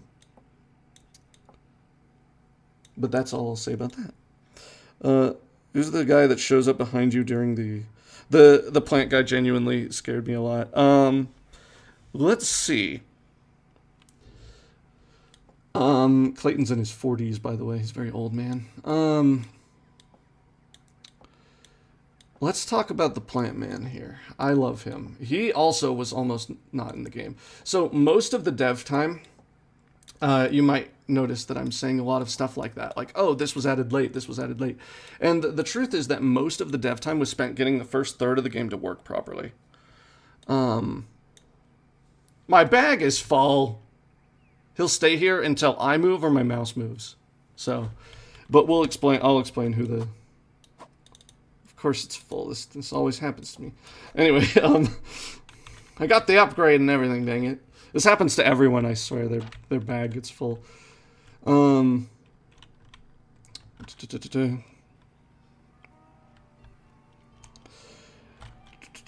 love all these little things, like all the little plants we were able to do. But the plant man, let's talk about him. Also really love these guys. So originally, these trees were gonna start moving when you looked away from them. So that's one cut enemy, is the treeple. And the treeple would get up and start moving. Eventually they were just replaced with regular old molten men. Which again, we'll still get to. The lore for the molten men is in the lab. It's in Lou's maze, we'll get there. So this is the plant man, right? Stanley, an old photograph of a man who's part plant. The inscription says Stanley survived the implant. The plant is merged within body and mind. It will fight off disease, leave no virus behind. So this is just one of the things that they did to try and fix disease. The worst way Howard could die on the island, the lying ones, the lying things are the worst way. That or the moon, because I don't even want to begin to know what the moon is actually going to do. I didn't pick up the fishing pole, did I? Dang it. Okay. Shush you. So the plant man is just one of... There's like hints that he's around in... there's a note here. Gardener's Grief. There's a note as well. Then there's that other thing roaming around. Referring to the plant creature. So it showed up after a failed experiment as well.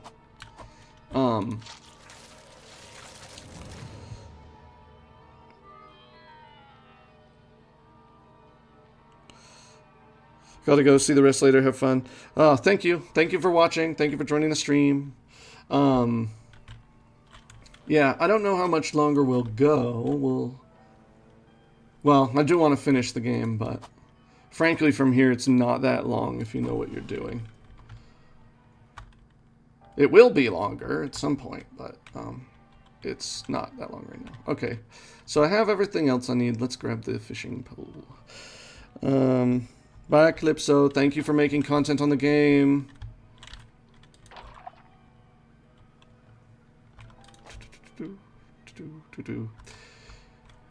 Yes. So, back to what I was saying, a lot of the development time went to making the first third of the game. But the entire map for the game was designed in about a couple weeks or so. Like, it was really fast. And, oh, hi. Hey. Sorry, I was reading a comment, Ness. Okay. Oh, it does replace it. Interesting. There's something else eventually that I want you to be able... Tyler and I talked about a fishing minigame. Miles said no. And the reason he said no is because he didn't want to do the audio for it. Also, this trash chute, it eventually leads to the Sad Island. So that's where all those come from. Need that if we're going to get the best ending. Which we still might not. Any advice for someone who wants to make a game of their own? A lot. A lot of advice, actually. Not all of it good. Don't grab me. Okay. Not all of it good advice, but... Because the fact of the matter is I did not know what I was doing when I made this. None of us did, really. A lot of it we learned as we went along. But that, I think, is also the best way to learn, is to make things. You know, start making something, and eventually you'll end up with something. but the only thing stopping you is how much time you're willing to put into it, and at what point you tell yourself that you're finished. Does that make sense? What I mean by that is so many games and so many great ideas for games get started, and then the workload will overwhelm people. So I guess my biggest advice is design small and know that the game will get bigger. That feature creep is a thing. From the beginning, we designed this game around feature creep.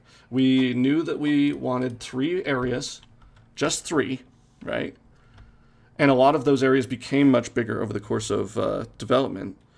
Who voiced Howard? My friend of many years, Connor Kennington, voiced Howard. You can also catch him voicing Serpent in the horrible Bibliomania fan animation that I made a long time ago. Another question. So yeah, just design small, but dream big, right? So design around your limitations in that you'll be designing something that you know is going to expand over time as you work on it. You're going to have more ideas. You're going to have a lot of things that come to you, but you need to make sure that you're ready for those things. So if you plan the game to be really small, in our case, 3 areas, that eventually became the map that you see here. And we planned to only have 3 monsters. That eventually became a lot more monsters, right? But we had room for that scope creep to happen without causing cancellation because we had planned things to be small. A small game that is really fun is always going to be better than a big game that is never finished. And the reason for that is very simple. It's because you can play a small game that's fun that someone's finished, but you can't play a big one that never got finished. So don't jump into it thinking it's going to be your dream project right away, because it probably won't be. But the secret to finishing is to tell yourself over time that this actually is your dream project. Island of Doctor Morose started as like, oh, that'll be a fun first game. And then over time it became, this means more to me than anything else in the world. What's the population of the island by the time Howard arrives? Not very high. It's definitely lower by the time Howard arrives. Any merch for the game besides the art book? I mean, we're working on it. We want to. We've been super busy, so we haven't had time to really finalize anything yet. But in the future, yes, we'd like merch. The Island of Doctor Morose is inspired by the Island of Doctor Moreau in that both are stories about a dissatisfaction with humanity, a dissatisfaction with the government, in that Moreau and Morose both leave the real world, the regular world, behind in order to go to an island where they can do whatever they want and be uninhibited. So it's my obsessions made real, and my obsession is I want to overcome humanity. In Morose's case, it's because his wife is sick, and he wants her to be able to overcome the things that stop her from having the life that they always wanted to have together. But in general, every single character, or most of them, will talk about humans not being enough, which ultimately, when their science fails them, leaves them susceptible to something deeper, right? The whole game being designed around like a rabbit hole. The more you learn, the deeper things go. Was kind of a thing from the start. And a lot more of it than you would think was inspired by the game Fear and Hunger.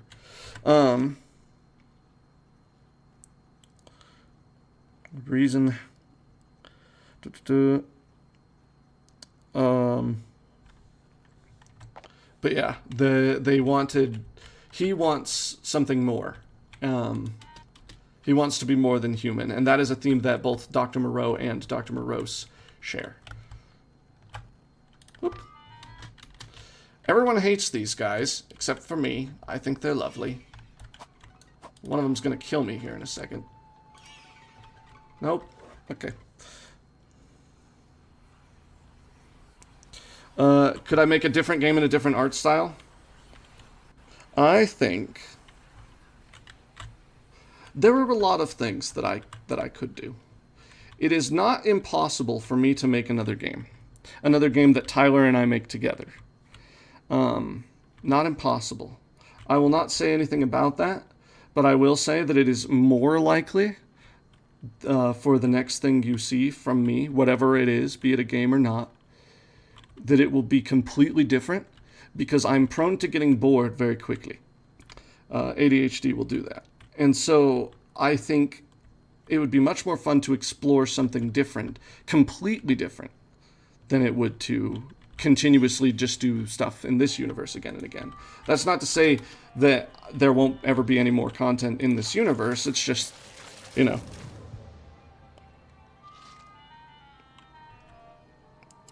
I'm tempting death. So the hats actually, well, someone just asked about that. Let's see if I can see one. Yeah, you see that? Whoop.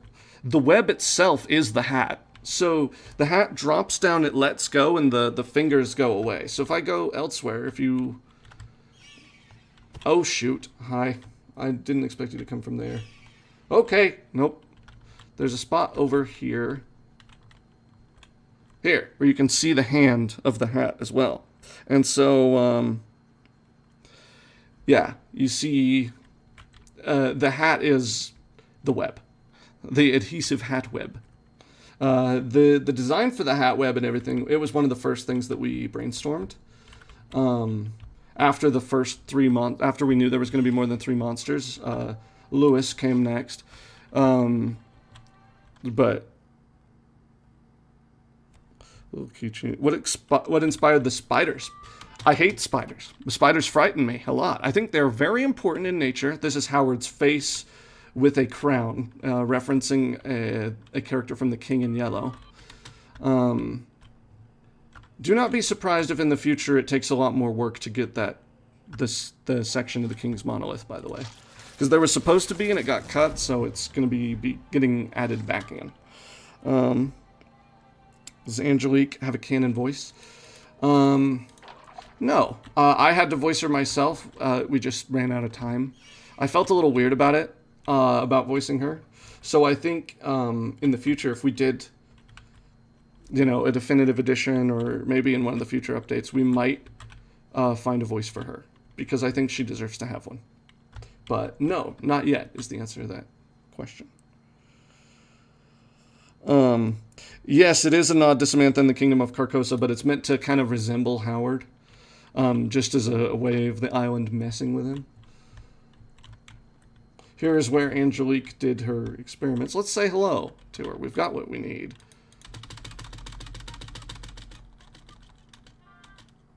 Also, there's a smiley face hidden in here.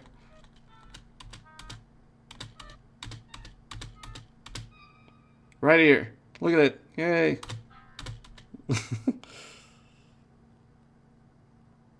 Would you guys ever do panels at conventions? Absolutely we would. If conventions wanted to have us, we'd absolutely go. This thing originally, when you walked up to it, it could kill you.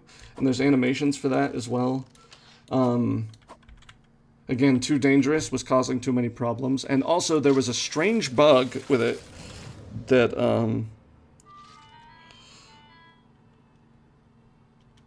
did I tweak or pitch her noises in an update, by the way?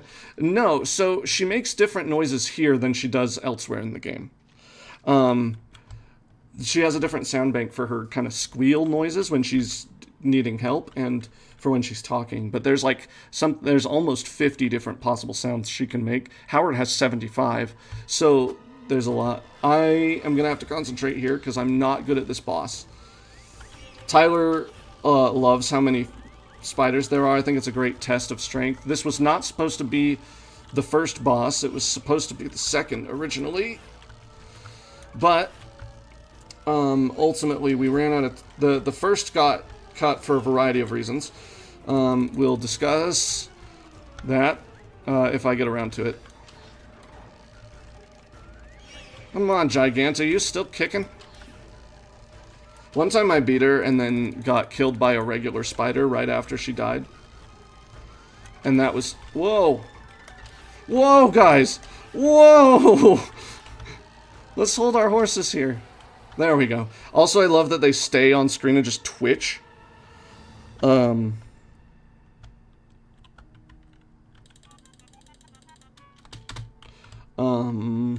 think it's very spooky.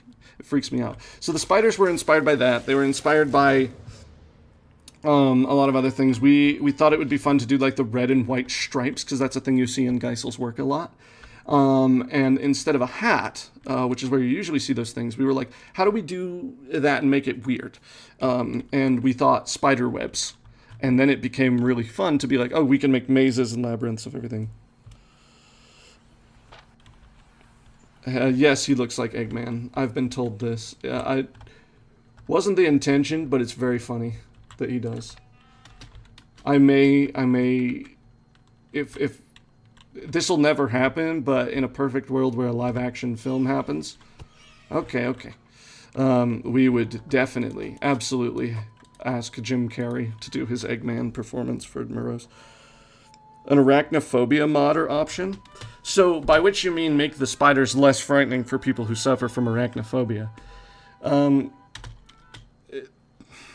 I go back and forth on this one, because I have horrific arachnophobia. Like, terrible, terrible arachnophobia. Why do I wait so long to light in the dark? Oh, because I can. I know how long the madness meter is, and so it's like I just know when I need to, and so it doesn't bother me. Love this art, by the way. McKenna did such a good job. Back to the arachnophobia thing, just real quick. My answer is no, because it's a horror game. You're supposed to be afraid, and I think it's therefore on you to overcome your fear of spiders, because I had to deal with my fear of spiders to make this game, and had to test those guys a lot, and I'm frightened of spiders, you know. So I understand that it's like really upsetting for some people, but at the same time, it's like a core part of the game experience. And if the game is meant to be scary, I'm not going to give you options that make it less scary. I'll give you options that make it easier to play, more comfortable to play. But the point is to have to face your fears. So I wouldn't do anything to remove a potential scare. That's my horror brain speaking. Got another Discord question. When Morose transformed, was the process immediate, or did he slowly take shape over time? It happened in accordance with him sacrificing people, which is part of the reason why he thought he was becoming a god. Love that one too, of Howard just sitting there, like it's really fun. She recognizes him. I mean, you can see their height difference here a little bit. She recognizes him from his rhymes and other things like that. Glowing text that says spider. That'd be funny. Who's the main character artist for the Angelique panel? Okay, so aside from myself, we had one other artist. So everything you see in the game was either drawn by me or drawn by my wife, McKenna. If it looks nice, like really nice, like what you're seeing here, it was drawn by McKenna. And if it will do, it was drawn by me. So I drew this this text box here. I drew this room that we're in, and I animated the Angelique sprite. But McKenna drew the art. McKenna also drew the game over screens, which I love. I think she did excellent. This is how the Molten Men got out. So someone was saying they wanted lore. The Molten Men look like the statues that you can see outside, right? They're probably copying them intentionally. I think that a lot of that stuff goes back to where Angelique got this stuff from. It's jellyfish gel deep in the sea. You know, deep sea stuff is often combined with Lovecraftian elements. And so I think there's probably more entrances to the Great Slarkeith than just this one. And it's probably related to that.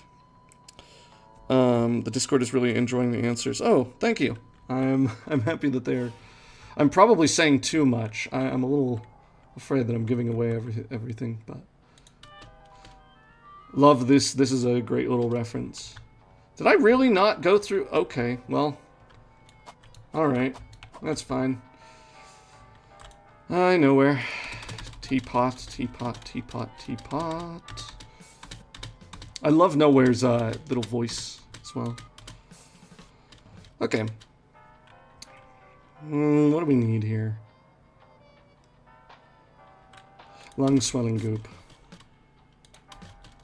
If you want, another thing that makes the final boss easier is the darkness repellent. It makes you last much longer. Does the Piano Man have a name? No.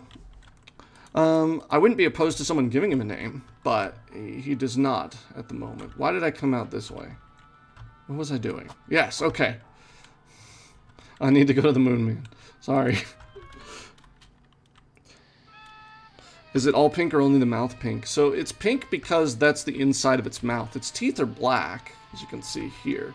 Black or blue or other such things. It's probably a variety of colors.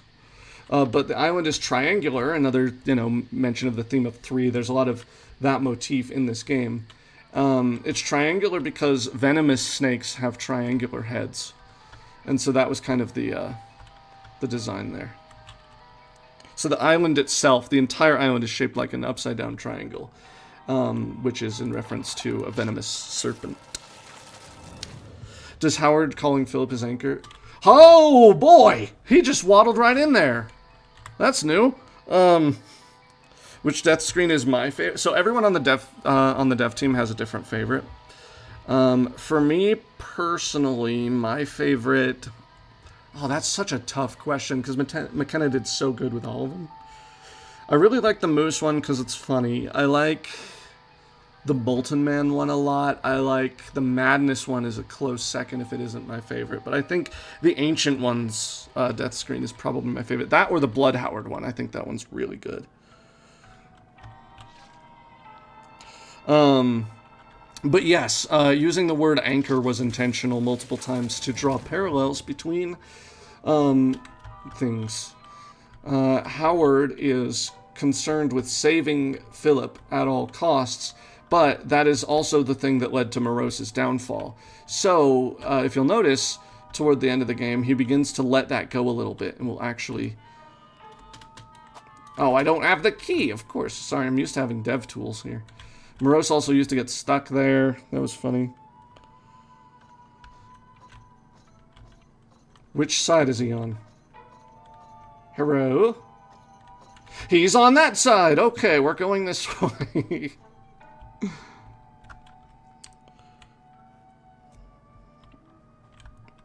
Let's see, are there any other Elder Gods? Oh, yes. The one that you fight is one of the weaker ones. The Moon's probably an Elder God. I wouldn't dare try to fight this thing. Love this. This whole game, people wonder what the Moon is, and then you go in here and it's empty.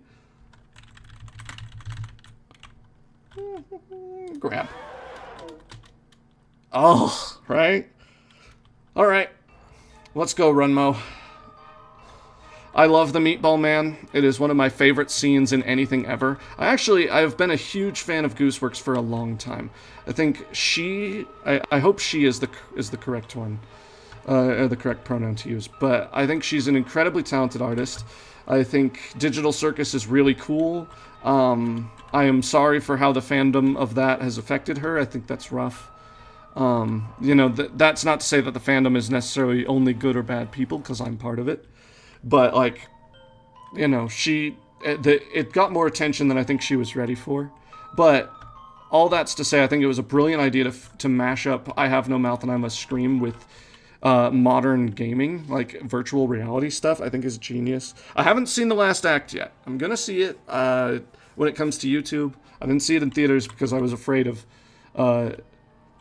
just not being able to pay attention fully, because when an audience of excited people is there all at once, and I want to be able to analyze it and talk about it. But before that, Gooseworks was really, really great, and still is, I think. I look forward to whatever she does next, though it may be a while, I think, just because of how big TADC was. But Little Runmo is one of my favorite short films of all time. And from the moment I first saw the Meatball Man section, I remember being filled with this sense of dread, And I thought, how much scarier would it be if I'm the one there, if I have to play that? And so from the very beginning, we wanted to have a section that referenced that, just so that you could feel what it's like to be in Renmo's shoes and run away. It's an homage. I hope people don't find it plagiaristic. I hope we don't find any of what we did plagiaristic, but it was just something I thought was really cool and wanted to try myself. Poodle Pomo says, yeah, I see the profile picture you've got there, so I can imagine that you've been a part of it too. But I think Gooseworks is an incredibly talented artist, and I would love to see more stuff that's more similar to Little Renmo. Like, the more experimental and weird, the better for me. The moon is also just because Majora's Mask is my favorite Zelda game, and I've always been frightened of that stupid moon in that game, and wanted something that made me feel similar. The Baby Bowser fight as well. We looked at that less, but it's not like it wasn't a part of my thought process, you know. Like, I love Yoshi's Island a lot. I've been loving the new Yoshi game, too. The Yoshi and the Mysterious Book. This is quite fun. I find it rather engaging.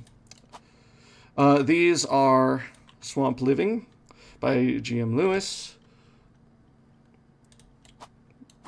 Botanic Misgivings. The name there is actually a reference to the name of the author behind the Dionea House, which is a creepypasta that I really like. I watched the Creepcast episode on it and liked it. And Home Decor, Kane P, obviously reference to Backrooms and Kane Pixels. And Where There Is More by Chambers is a reference to the King in Yellow, as well as Chambers' other works. Oh, I forgot. You're going to do this, aren't you? Okay. If we got to get him lost, otherwise he's just going to follow me in. The Socks fellow is? Socks fellow? No. Oh, yes. Ha, ha. Can't get me now, can you? Okay. I'm out. I'm out. He doesn't see me. Okay, I gotta take a break.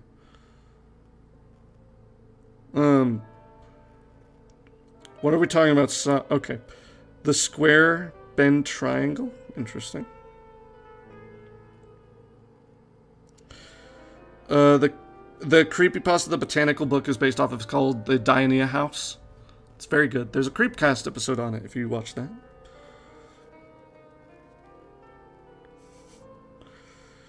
Yeah, she is beautiful, isn't she? I was worried this might be a bit too much, her floating in here.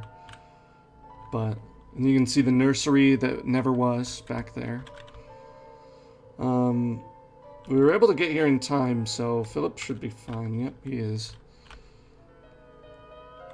Try taking long enough that Philip doesn't quite make it, and there are some scenes that happen that are incredibly, incredibly disturbing.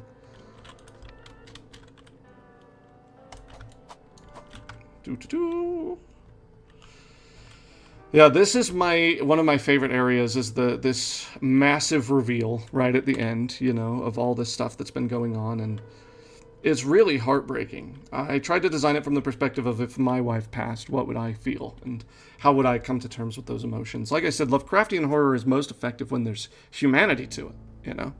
Yes, there's these ancient things, and Morose, in a state of desperation, would do anything to bring Samantha back. So when he finds these ancient whisperings of ancient ones, gods, monsters, he thinks, if I can become like them, maybe I can bring her back, right? And so he begins sacrificing things in his state of upset, not realizing that all Samantha wants at this time is for him to accept it, that she's gone.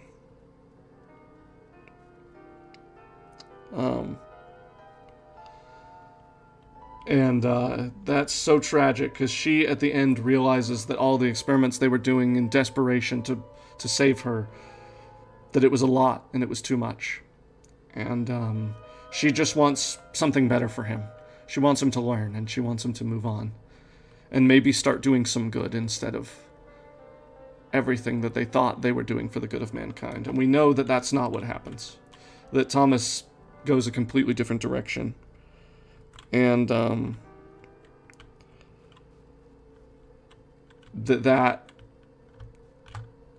yeah, it's just so tragic, because in the end they were separated, not only physically when she died, but now emotionally and to a degree spiritually, because she and he are bound for different worlds now, because of the path he has chosen to go on, which is really sad. I found a key, Phil. Hello. Let's see if... Oh, we got the hug. That means we're good. That means we're good. We've got what we need. I hate this puzzle, and you should too. I think it's this. The riches low left. Slorkeith, you can see the serpent pattern. Nope. There we go. Hate that puzzle. Needs to be fixed. Thank everyone for the kind words. Originally, you were going to be able to explore that giant place, but that did not happen. You can see references again to Davu Dorith, and the ancient ones, all carved up here. So the thing you got to remember is we learn later that the ancient ones, that the ancient city, right, the king of the ancient city wasn't an all-powerful god, that he was destroyed, and that the people turned on him and stuffed his body with oats and left him in the middle of town square to rot away and die, right? Morose doesn't know any of that. He just knows that the city was built massive and that all these miracles happened because of the sacrifices. So he believes that the king and the ancient ones are one and the same, right? And so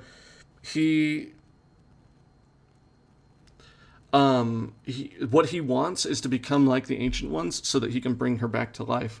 And even if that were something that were possible, which it isn't, she would never, like, she wouldn't love him the way that he is now. Like, things wouldn't be the same. Oh, darn it. I gotta go to the lighthouse. Don't worry about that. That line is left over from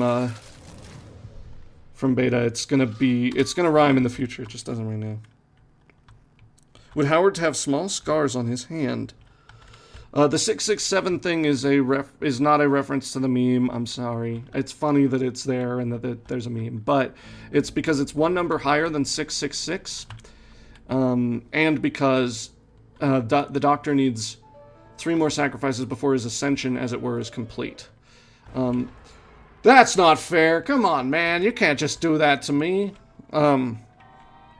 If he's trapped over there, he'll be there for at least a minute, though, so that means I can comfortably move around before he begins randomly appearing places again looking for me. If Morose's last known location, like, Morose will track you based on your last known location. So if he sees you in a certain room, he'll tend to stick around that room for at least a certain period of time. And if he doesn't find you, he'll begin exploring different rooms. Was Philip planned to be a playable character? Yes. Yes, Philip was planned to be a playable character. And again, that's one of the ideas we have for a possible expansion. You know, no confirmation of anything, but if we did do one, I think playing as Philip and doing a prequel, maybe call it Before the Island of Doctor Morose, I think that'd be fun. So let's say Howard got the job and was sent to the island of Philip. Do the same thing for Howard. Like, make his way to the island and stuff. I think he would. But he would do it, A, for different reasons, and he wouldn't steal a boat to do it. I think he would let Montgomery take him. I think he would pay Montgomery to take him there. Was rhyming mentioned in his application? Well, his entire application rhymed, so he didn't have to mention it. And it's just a thing where Howard's teachers and other, sources would probably mention it. So it's just, would you stop doing that? You're gonna give me a heart attack, Moose. Okay, so... Whoa! Okay, this is a problem now. This is a problem now. This is what a problem looks like. Hold on, everybody. Okay. Luckily, it wasn't too bad. Whew.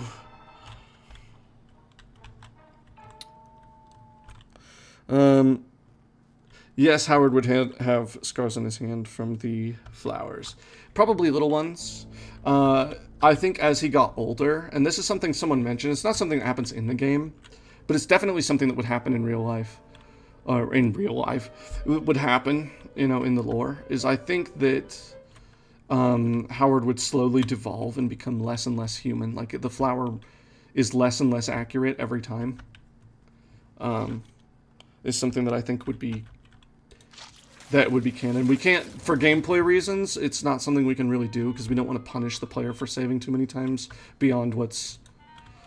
Did I really go all the way out there? Save again, come back in, and not go to the lighthouse? Is that what happened? Oh no. I'm embarrassed myself. Okay. Nope. Okay. Could the spiders also been inspired by the Cat in the Hat? Probably. I mean, it's not like we were actively looking at different things like that. Like, I wasn't looking at the Cat in the Hat and going, yes, the Cat in the Hat must be here in some way. It was more like, what are common things that we see across all of Geisel's art that we can pay homage to? Because the last thing I wanted to do, even from the very beginning, was I didn't want to steal a bunch of art that isn't mine and use it to tell some gore-fest story. Like, that wasn't... From the very beginning, that was not interesting at all to me. But exploring the art style was. So it was like, I want to explore the type of art that Geisel would draw, but I don't want to do it in a way that's just, you know, tasteless and just steals things from him.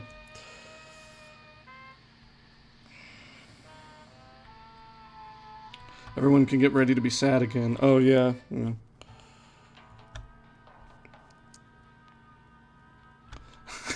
Dr. Morose being in the same room as Philip, like, hello, there's an elephant in the room here. Yeah, I maybe shouldn't have left Philip all alone over there, but we'll see. Is Nessie the last of her species? No, and I'm mad about this. I'm mad about this.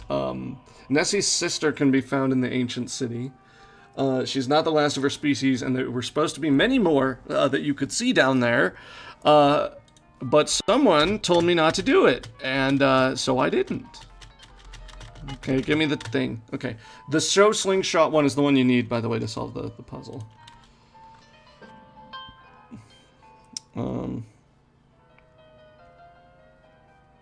You have Tumblr? No. Not officially, anyway. I try to stick... I want to give the fandom a place where they can be comfortable doing whatever they wish. And yeah, it's... To maintain a distance between me and all of you, a healthy distance, I feel like is important. Not that I don't want to interact with you guys, and I do see a lot of what you do, but it's too much to keep track of, too easy to fake different messages on different things, so no Discord for me, no Tumblr, it's just Blue Sky and YouTube, mostly. I also act as Octo, like I have an Octo's Corner YouTube channel. I just recently posted a very long and very personal video about a video game that I really like called Moon, a remix RPG adventure. And if you're interested in that, you can watch that on the Octo's Corner dedicated channel. And I've also made a lot of stuff on the Missing Letter, and most of it Hi Morose. And most of it isn't really stuff that I'm super proud of these days. I don't know that it's all aged super well, so watch that at your own risk. But everything on the Octo's Corner dedicated channel is probably going to be fine. Incredibly valid. Thank you. But yeah, I just want to make sure that like you guys feel safe to do whatever you want. If you want to ship certain things or draw certain things, you shouldn't have to feel like I'm going to stare at it or like judge you for it. You should be able to do what you wish. Is the ghost from Samantha missing the arm? You only really see her from behind. And she does point with one arm, but you never really get to see the other one. So it's possible she's missing it. It's also possible that it came back, because it is her spirit, not her actual body. Do you have fun facts you get to share from the development of the game? Oh yeah, so many. What do you want to know? What do you want to know about development of the game? For a long time, when you start walking as Howard, he would start walking, and the animation would continue to play, so it would just do this. And you could go anywhere that way, and it would just play that animation of him horizontally walking. And that was not even fixed when the first trailer came out. Is the statue in front of the manor Dr. Morose? Yes, it was gifted to him by the mayor of the town that Philip that Howard came from. Sorry, I want to look at this because this is beautiful. McKenna drew this one. This one's absolutely beautiful. Yes, it is Morose. I never show Morose's face. I'm glad some people have noticed that. But originally, you'll see this in the art book too. You'll see what Morose's face was originally supposed to look like. And there is one spot where you can kind of see it. There's a flyer out by the front entrance of Morose Manor, Great Mall Manor, that has a picture of someone with Morose's kind of mustache. And it's kind of torn up, but you can see one of his eyes. And so you can kind of see. Is Morose chopped? Sure.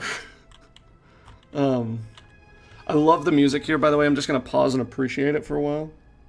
Some of my favorite fan-made things. I love the memes. There's one of, like, a turtle biting in a window, and it's, like, Nessie trying to get in. I think that's funny. I love the memes that y'all have made. A lot of the Angelique fan art is absolutely gorgeous. When you guys draw Howard and Philip and everyone in your own styles, it's really amazing to see how talented you all are. Certain scenes or moments from the game recreated. There's one of, like, the Moose Man, and it's all grayscale. And I love that one. That's one of my favorite ones, because it kind of covers the themes. We haven't even really gotten to talk about the themes of Are We Not Men and everything, but maybe that's better left for another day.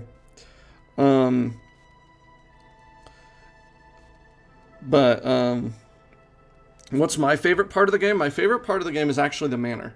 Running from the Moose Man, I think, is the most fun. I simp heavily for Howard. Good.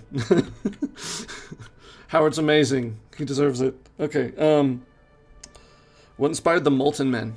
The Molten Men originally, they were supposed to look like NPCs from a distance, and then when you got close, they would melt into other things and go for you. So they were like a mimic, originally, and moments like that don't really end up happening.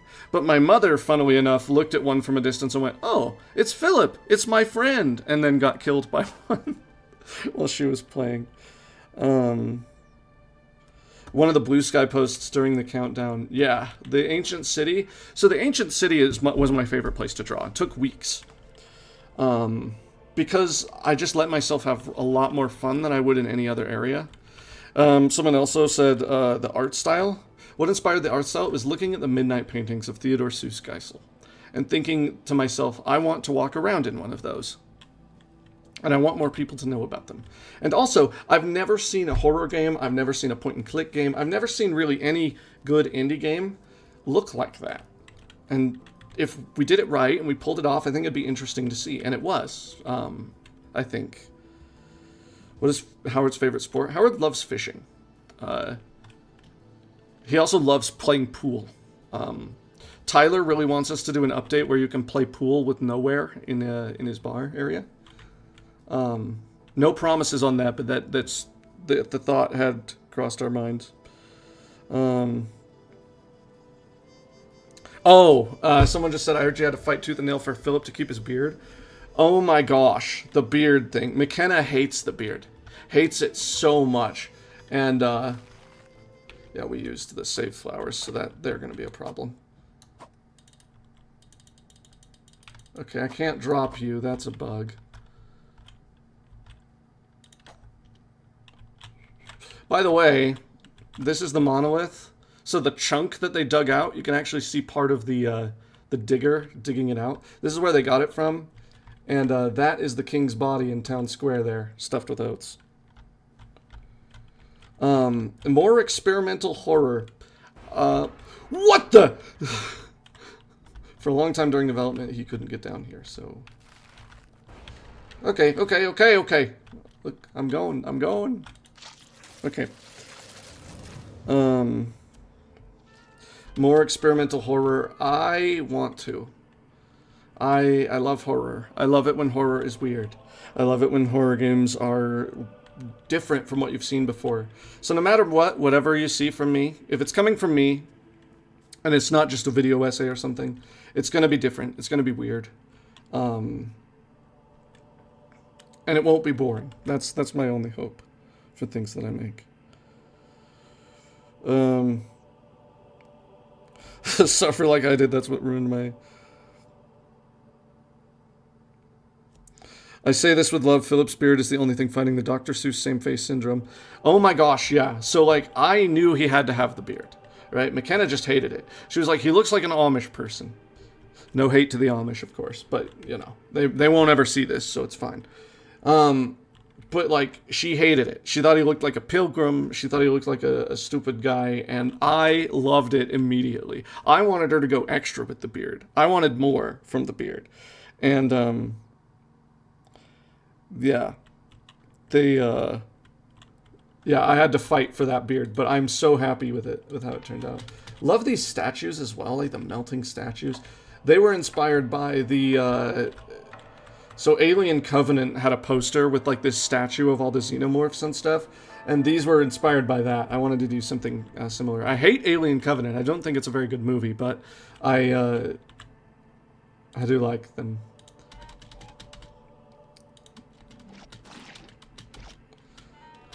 Yeah, deep lore stuff. Samantha's favorite song.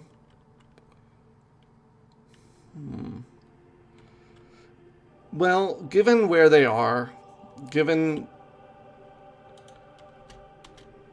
Oh, I just did it wrong immediately. Given where they are, I think her favorite song is the Sunshine Song. You are my sunshine, my only sunshine. You make me happy when skies are gray. I think that is what Samantha's favorite song is.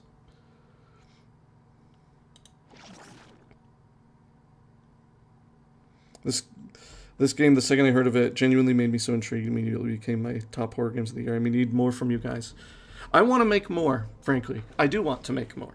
I don't know if I'll make more Morose games, but I do want to make more things. The cogs are turning. There are ideas for other things.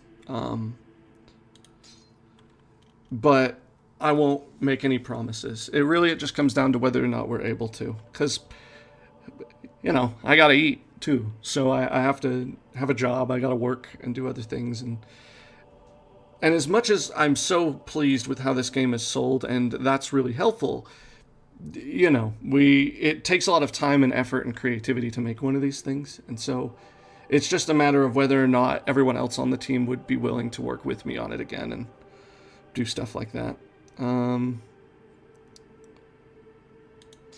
There we go. And Howard doesn't care anymore whether he lives and dies. He just wants to do the right thing. What inspired the naked lying statues? So you'll learn that it's kind of implied that the ancient ones locked people up and sacrificed them. And those who escaped that hypnotism were then misled by the king's monolith into madness. And, that's Nessie's sister, by the way. That's another creature of her same species, but it looks different. Favorite design in the game, hands down. Took so much effort to get that one right, but they lock people away and stuff, and then the monolith kind of molds them around itself. So the monolith is the one that the madness from that kind of spreads into the technology of the island, and so suddenly, you know, the robots are doing different things. There's these lamps that are growing. They're trying to collect more sacrifices. It's all coming from that rock. The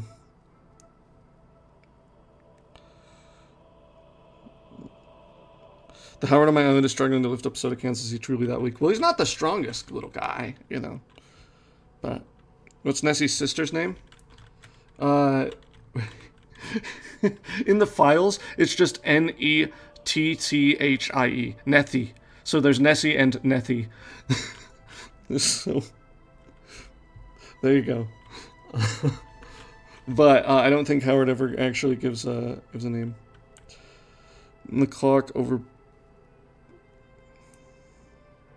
The beast in the sayer of the law is what you're thinking of. There's a comment that says that. The goat demon thing. And so this full track is 7 minutes long, by the way, and it's absolutely incredible. I recommend you listen to it. It's called Where There Is More, and it's beautiful. Miles did such a good job.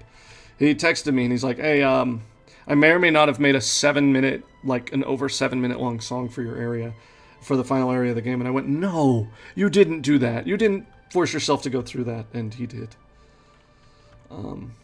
Which was very nice of him. But,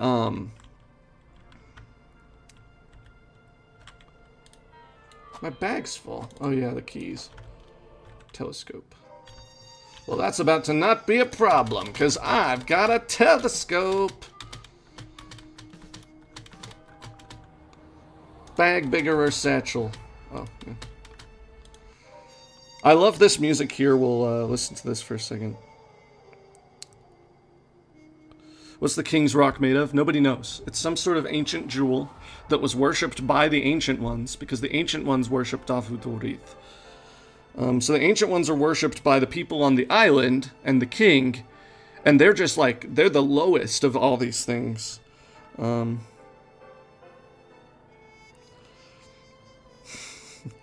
Mother 3 handbook is amazing, by the way. Suits the Ancient Ones well. Yes, it does. It's fantastic. I named her Messi. Oh, that's good. You can go with that. Does Nethy live? Yeah, she's supposed to be animated, but there's a bug that prevents her animation from playing right now. It's gonna get fixed, though. Don't worry. I don't even want to go through this room. That's the labyrinth. I don't have any desire. Howard probably does not smoke. A, can't afford tobacco. B, he's got weak little stomach, weak little lungs, you know.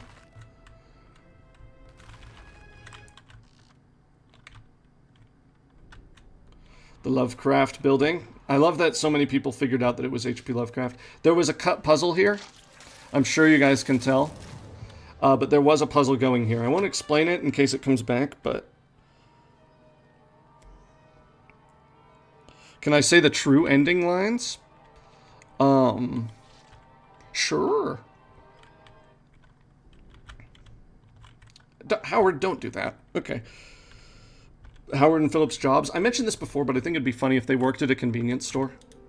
Because they were both, like, kind of, you know, studying a master's program in college. Boom. It should come as no surprise that this area, the Forgotten City area, the art was where I was spending most of my time. And poor Tyler, there was a lot of stuff that we wanted to do here, and we just couldn't. We just ran out of time or resources to finish in time, but we knew that we wanted to make sure that the game actually came out. We couldn't delay again. You know, Tyler was out of money. I was out of money. And, like, it was really bad, like, especially toward the end of development, there was a lot of stuff that was just, like, things were really tough. We sacrificed a lot to get this game out. Okay, Morose. Come on. Come on. There's a spot where I can... Or you'll get stuck. You could get stuck also. Okay, so a worst case scenario has occurred, ladies and gentlemen, and others. But I got the run upgrade, so it's fine. I'm actually a little worried because there's no lantern, oil, and that final boss I'm not very good at, so we'll see. In your opinion, what's the most optimal combos of nowhere items? So for me, I always go for the stamina upgrade and then the bag upgrade, because I like the convenience of the bag and stuff. I don't ever go for speed, and I don't ever go for madness, just because I'm comfortable playing the game. You know, I'm very comfortable getting around those things. Now, I think that there's an argument to be made that the madness one is really important, especially here, because it will help you survive your encounter with Dafudorith a little bit, the great older one. That's one of my favorite designs. If I had to pick a singular enemy that's my favorite design, other than the ancient ones, it would be that. I think it perfectly encapsulates like an ancient eldritch entity. Tell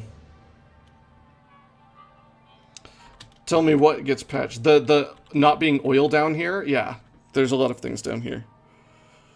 How many sisters does Nessie have? Probably a lot. Originally, they were going to be wandering all over the place, and you get to interact with them in different spots. It's just something we ran out of time for. So maybe in the future, we might. What about the RIP translations? Good question. Good question. Actually, let's wait till I get to a room that's safe.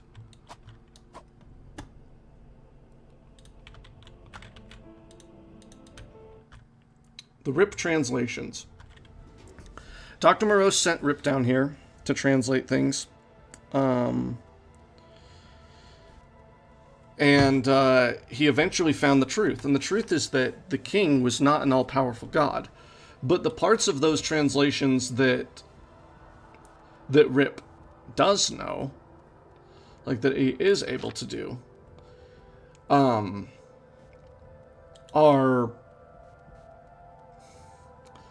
well, they prove otherwise, I guess, is the point.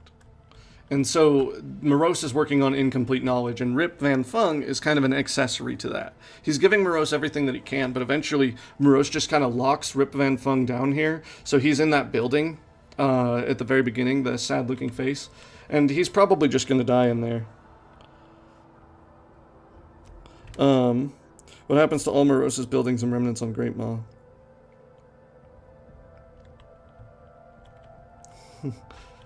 Howard should have been a writer indeed. He'll probably write a book about all this. I don't know who will believe it, but he will. Let's see. What happens to the buildings? Well, they remain as ruins. Eventually they may rot away. They may stay. But all of these are ruins. So they'll stay. My favorite non-hostile character? That's so hard because I love all of them. You know, I created all of them. I love Nowhere a lot. I think he's fantastic. I love his design. I love his attitude. I love the way that he talks to people. I love the Sad Island. I think it's a really fun idea and a really tragic character.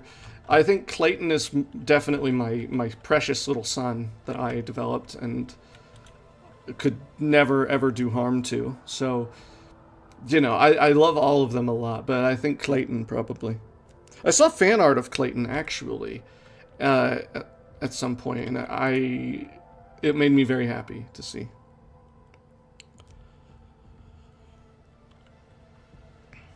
What happens to Samantha's body? It'll probably rot away. If the island is shut down, the body will probably be buried or something. I imagine at that point her spirit would leave the island. It would go away. Because Dr. Morose has been stopped. Could see the deep past. Could see the far future. Is there any bit of lore you wanted to touch on in the game but couldn't? Oh yeah, quite a few. The stuff with the Sayer of the Law is stuff I wanted to do a lot more with. And the stuff with Clayton is stuff I wanted to do a lot more with. But I might come back to it in a future update. Might. And so if I do, I don't want to say anything about it right now, just in case. And as for the island, with rocks shaped like teeth, each was the mouth of the serpent, Sore Keith. Howard saw. How does Howard rhyme all the time? Does he just know the words off the top of his head? He saw God. He has a very good lexicon, yes. He's very good at English. Other than the Loch Ness Monster, I just wanted something big. Like, I wanted a bird creature. I wanted a big thing. This is what inspired Nessie. I wanted, like, a giant creature that you looked up at that would smile back down at you in the dark, and that is where Nessie came from. And then we gave her multiple legs and a flower tail. Really, we just went crazy with the art style for her. But she was the first anything designed. The first piece of concept art for the game at all is Howard staring up at Nessie, and that would become the key art and Nessie's game over screen art. Okay, can't talk. Gotta fight. Gotta fight. Come on. No. You gotta give me the square. Square. Okay. Triangle. Triangle.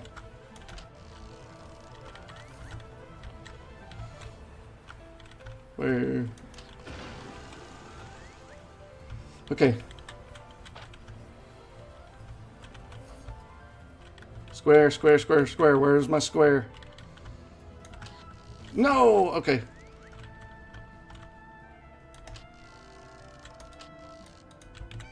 Ow. No fruit either. I might die. This might not be it, gang.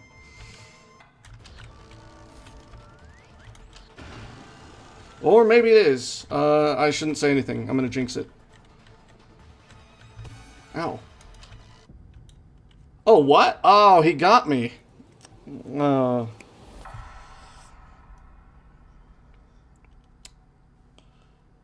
Oh, thank you, Justin. It is a great final boss theme. I love this image, by the way, as well, of Howard being forced to comprehend it. Now, what's supposed to happen, and Tyler didn't do this, which makes me a little angry, but it's fine.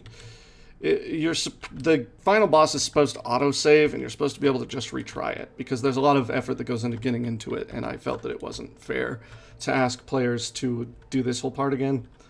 And my instructions were ignored, so that may be something that we put back in, unless people think that that would make the game less good.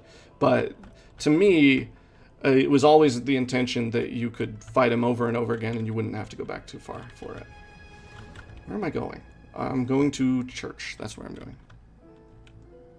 Because I want some healing fruit.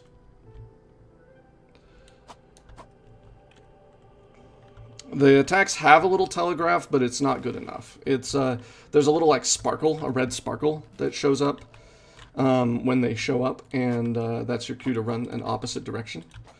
But I do agree that it needs to be made better.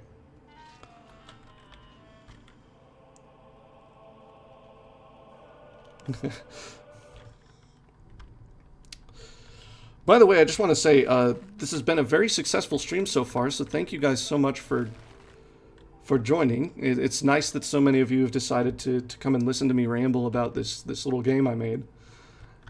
I appreciate all of you, and I'm very excited about the update that we're working on, frankly. There's some pretty cool things in there. So, hopefully you guys are looking forward to it as well. Would Howard ever overcome his fear of the darkness? I will put it this way. No matter what I make next, the fear of the darkness mechanic probably wouldn't be there. So I think in time Howard may overcome his fear of the darkness. But it's interesting, isn't it, that the madness, as it were, that it's... For Howard, it's the darkness. It's not these things that would drive any other person mad. It's the darkness that gets him. Out of the three who escaped the island, who's most affected by it? Angelique doesn't think she's affected by it, but is.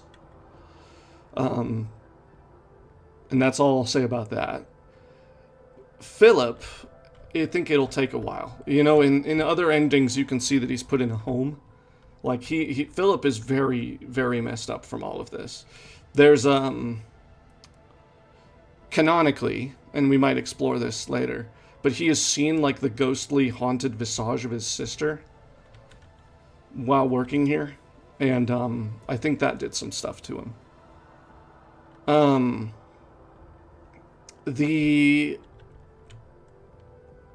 As far as which one of them is affected the most, it depends on how many times Howard used the save flower, I suppose. Okay, here we go. This is the run, right?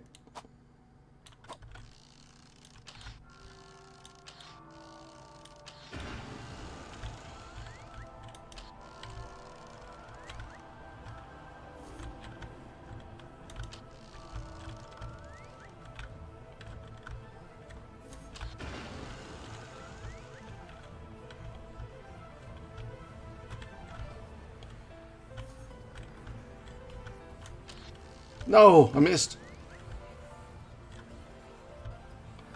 This is gonna be like Koizumi thumb wrestling. I'm gonna get this far just to fail. Ooh. Okay.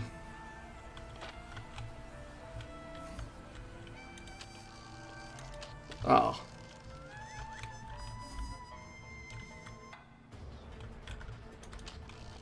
Ah, man. Okay.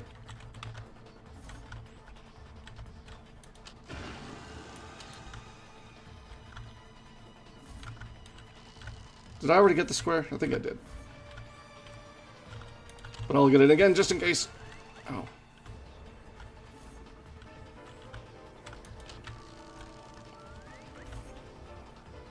Come on, triangle.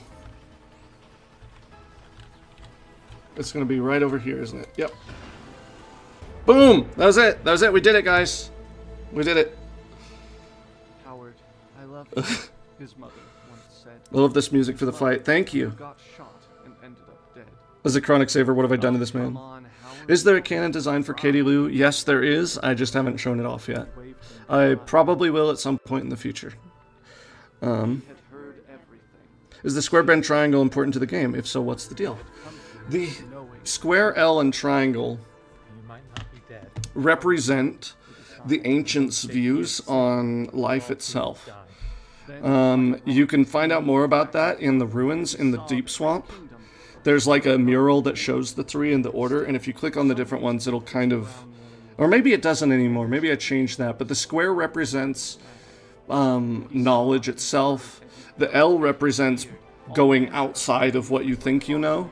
And the triangle represents worship of the Great Older One. He then got devoured by a giant whale, and then all went black. I did answer my connection to Lovecraftian horror earlier. So I won't answer it again here because it was kind of a long answer, but thank you, that was a very good question. Soon enough, though, they became as before. They sat in their city and waited once more. They chanted and How did he do this? How did he make Philip laugh? It's just because he rhymes, man. Like, sometimes what he does that makes Philip laugh is he'll try to say something really serious, but because he says it rhyming, it sounds like a joke. And sometimes that makes Philip laugh. So that's what it is. Howard said. And so, I suppose, if I have met my end... Howard knows he's in a game in so much that it was revealed to him when he saw everything. So he's seen that, he's seen every other idea I've ever had. And he's just going to have to try to forget all of that. After he saw the last little eldritch bone, Howard, Phil, Angelique, and Clayton the only escapees from the island? Howard just smiled with his leg torn to shreds, till a rock hit his face. No comment. No comment on that one. What inspired the ancient ones? Well, there's this... One of the midnight paintings has this bird that has these beautiful feathers that come out off of its head. And I thought that was so pretty, and I thought the city it was in was really pretty as well. So I wanted to pay homage to that with them, and that was kind of what we did. But then we also looked at shrimp, like really fluffy shrimp, so that's where they're extra, like, thing. Alright, Howie, let's get you home. It doesn't rhyme, as you saw. But somehow Philip made bold. The elevator groaned and swayed, with sounds that made him feel dismayed. Finally, they reached the top of that horrid... Imagine, dude, you're getting serious news and the guy giving it to you does it in rhymes. Yeah, it makes it rather difficult for him. Sort of laughed. You'll never make it down there now. Does he know about our fan works? Phil walked and carried his friend until Maybe. they finally reached the end. So there's the sprites. There's the sprites for Philip carrying Howard. Originally, you were supposed to have to play this part. You were supposed to have to run as Philip carrying Howard all the way to the dock. And that just didn't work out. I've gone stark raving mad when I only want what I once had. You should understand. Unlike that idiot in the brown hat. Excellent performance, Justin. Excellent performance.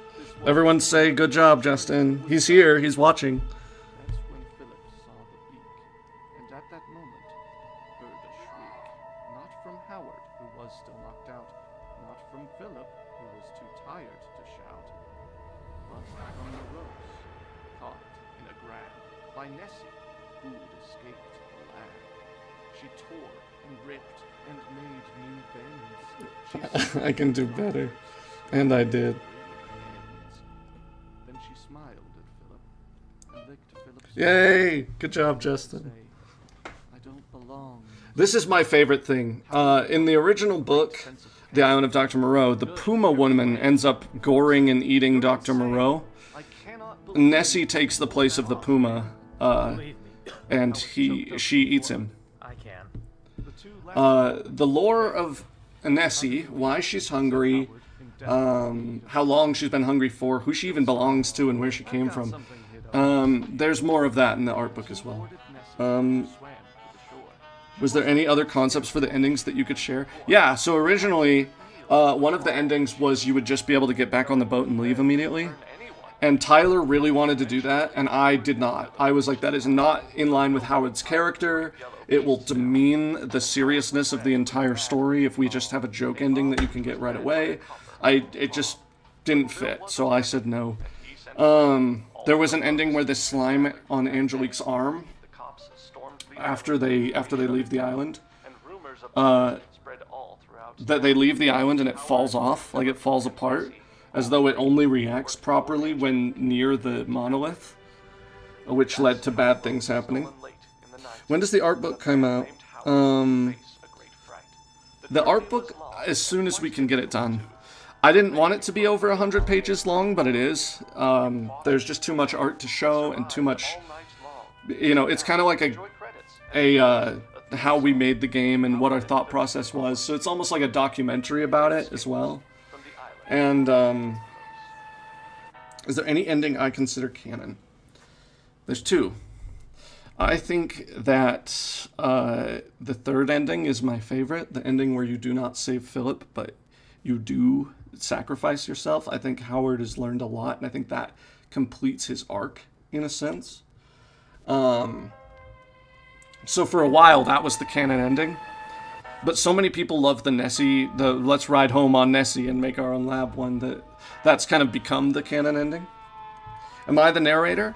I think originally the plan was that Nowhere was the narrator. So if you look at the demo poem, the intro poem for the demo was different, right? It ended, not only did it have different things in it, but it ended with, that's the way he told it to me anyway. Maybe you'll hear the full story someday.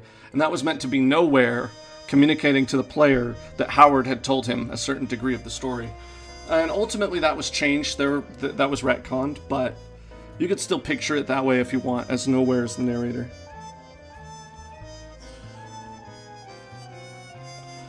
Why did Nessie help Philip? Well, Philip probably fed her once or twice. Morose never did. And she's not really that mean. Like, she's normal. She's normal. She's not, like, a villain outright. She doesn't have any desire to sacrifice anyone. She's just an animal. You know, she's a wild animal. Philip has a stronger connection to her than anybody else on the island does, except for Samantha, who's no longer with us. So I think it's more so she wasn't helping Philip. She was just mad at Morose and hungry, and so ate Morose. And from that point, does Nowhere escape the island? Nowhere can go wherever he wants. So Nowhere's probably long gone. Any inspirational words for me and my friends when we try to beat the game later? Good luck. Do your best. You can do it. You can do it. You might not be good at video games. I'm not either, but you can if you stick with it. James Albright helped us with a bug at one point. He was very nice. And then my parents, and then Justin, of course, who was very supportive. Maiden Godot in C#. Don't do that. That's my other advice: is write in GD script and not C#. And there's me, the director. Thank you guys so much. We'll stick around the title screen and chat for just a little bit longer, but then we'll probably finish up here. So if you have any questions about development, like dev questions, we'll go to that. Lore questions, I think I've answered as much as I can, probably too much. And there are more solutions to lore problems to lore questions in the art book when it comes out as well. I've read one of the fanfics. Early, before the game was out, there was a fanfic. I think written by Laura B. Games, and I read that one. Sorry, Laura. I'm compelled to draw fan art. Well, thank you. Thank you very much.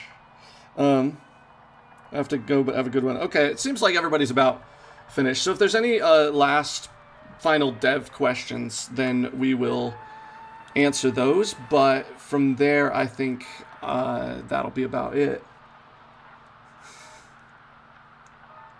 How do I feel about the finished project? That is a good question. If Howard and Philip were animals, what would they be? A rabbit and a tortoise. Howard would be the tortoise and Philip would be the rabbit. Not an Angora rabbit. Sorry, didn't mean to raise my voice, but...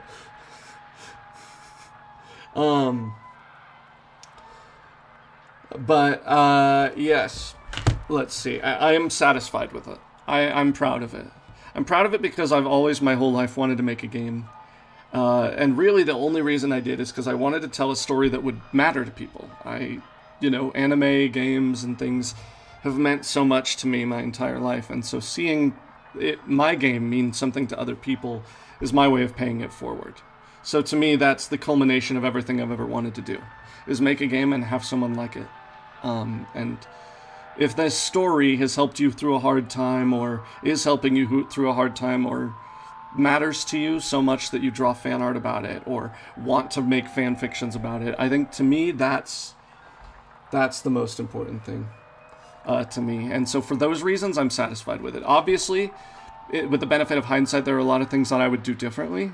But ultimately, there was every opportunity for this game not to come out at all, and not to be what it is. So the fact that we were able to push through and get it out, and finish it, and make a game, and our first game has gone over this well with so many people, I'm satisfied with it.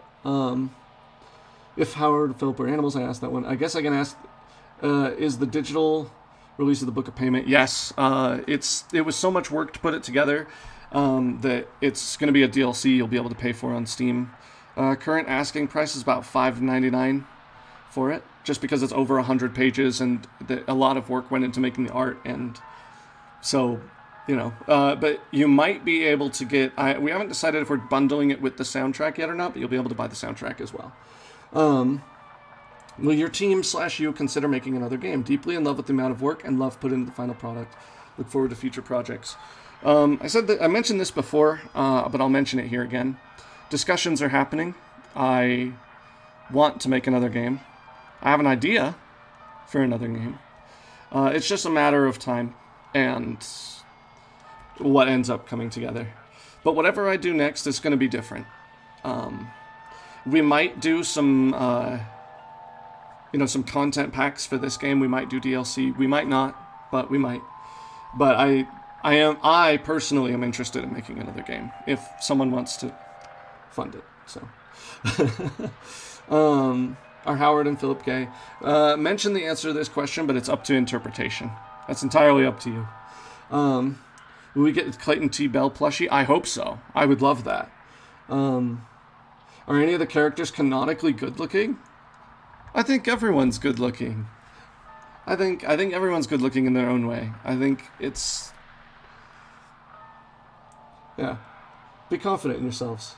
Okay, where was I at this? How does the time limit in the game work exactly? It's real time. Thank you so much for the game. I enjoyed the time I played. One question though, do you have an idea of the price range of the book? Like I said, about $5.99. The hardest thing to draw was Howard himself. Second hardest thing to draw was that damn moose. I hate that stupid thing. Like, drawing the moose. The moose was such a good idea, but actually drawing him... Ugh.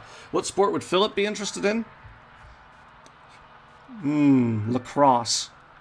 Okay, before you go, I need to know your favorite Miku song. Vampire by Deco27 is my favorite Miku song. World is Mine is another good one. I like Rolling Girl. I like Miku a lot. I also like all the Pokemon collab songs they did. What genres of music do Howard and Philip like? I can picture them being Beatles fans. Oh yeah, for sure. For sure. They'd love the Beatles. I think Howard's more like classic rock kind of guy. But Philip, I think Philip's into like weird music. He probably would listen to like death metal or something. Congrats to the entire dev team for the amazing work. Oh, thank you. Thank you so much. I'm so proud. I'm so happy that it came out and that you guys like it. Angelique's taste in music is probably more like musicals. If you could change things, if you had the chance, what would it be? Just quality stuff, really. If I could go back in time and teach myself all the things I learned across the course of making the game, some of the artwork in the game would look a lot more polished. So maybe I still will go back and change things. The nice thing is that it's a digital game, and so I can update it at any time, and that allows me to change things. But really, it's just a matter of I wish that it could be better in general. Like better quality, more content, stuff like that. Will there be a colorblind option for the game? If I can figure out how to make one, then maybe. I'd like to do that. Anything that helps make the game more accessible to people. is important. I'm also aspiring to be an indie creator. Go for it. Go for it. Were there any deaths that were cut from the game? Yes. Originally there was a bridge, and if you took the fuse out, Howard would fall and fall to his death. Also, there was another encounter with the Fleshemerizer that was cut.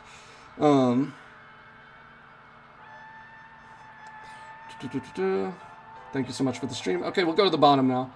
Do you have a favorite character? My favorite's Clayton. Is it an amazing digital game? Thank you. Thank you for that. Always take your time with projects. Okay, I think that's what we've got. I think those are all of the... which part of the island title screen got unused?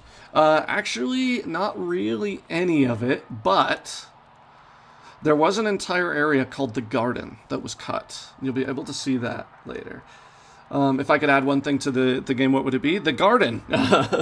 There's an entire boss, like an entire area that I just didn't get to make, and would love, love, love for it to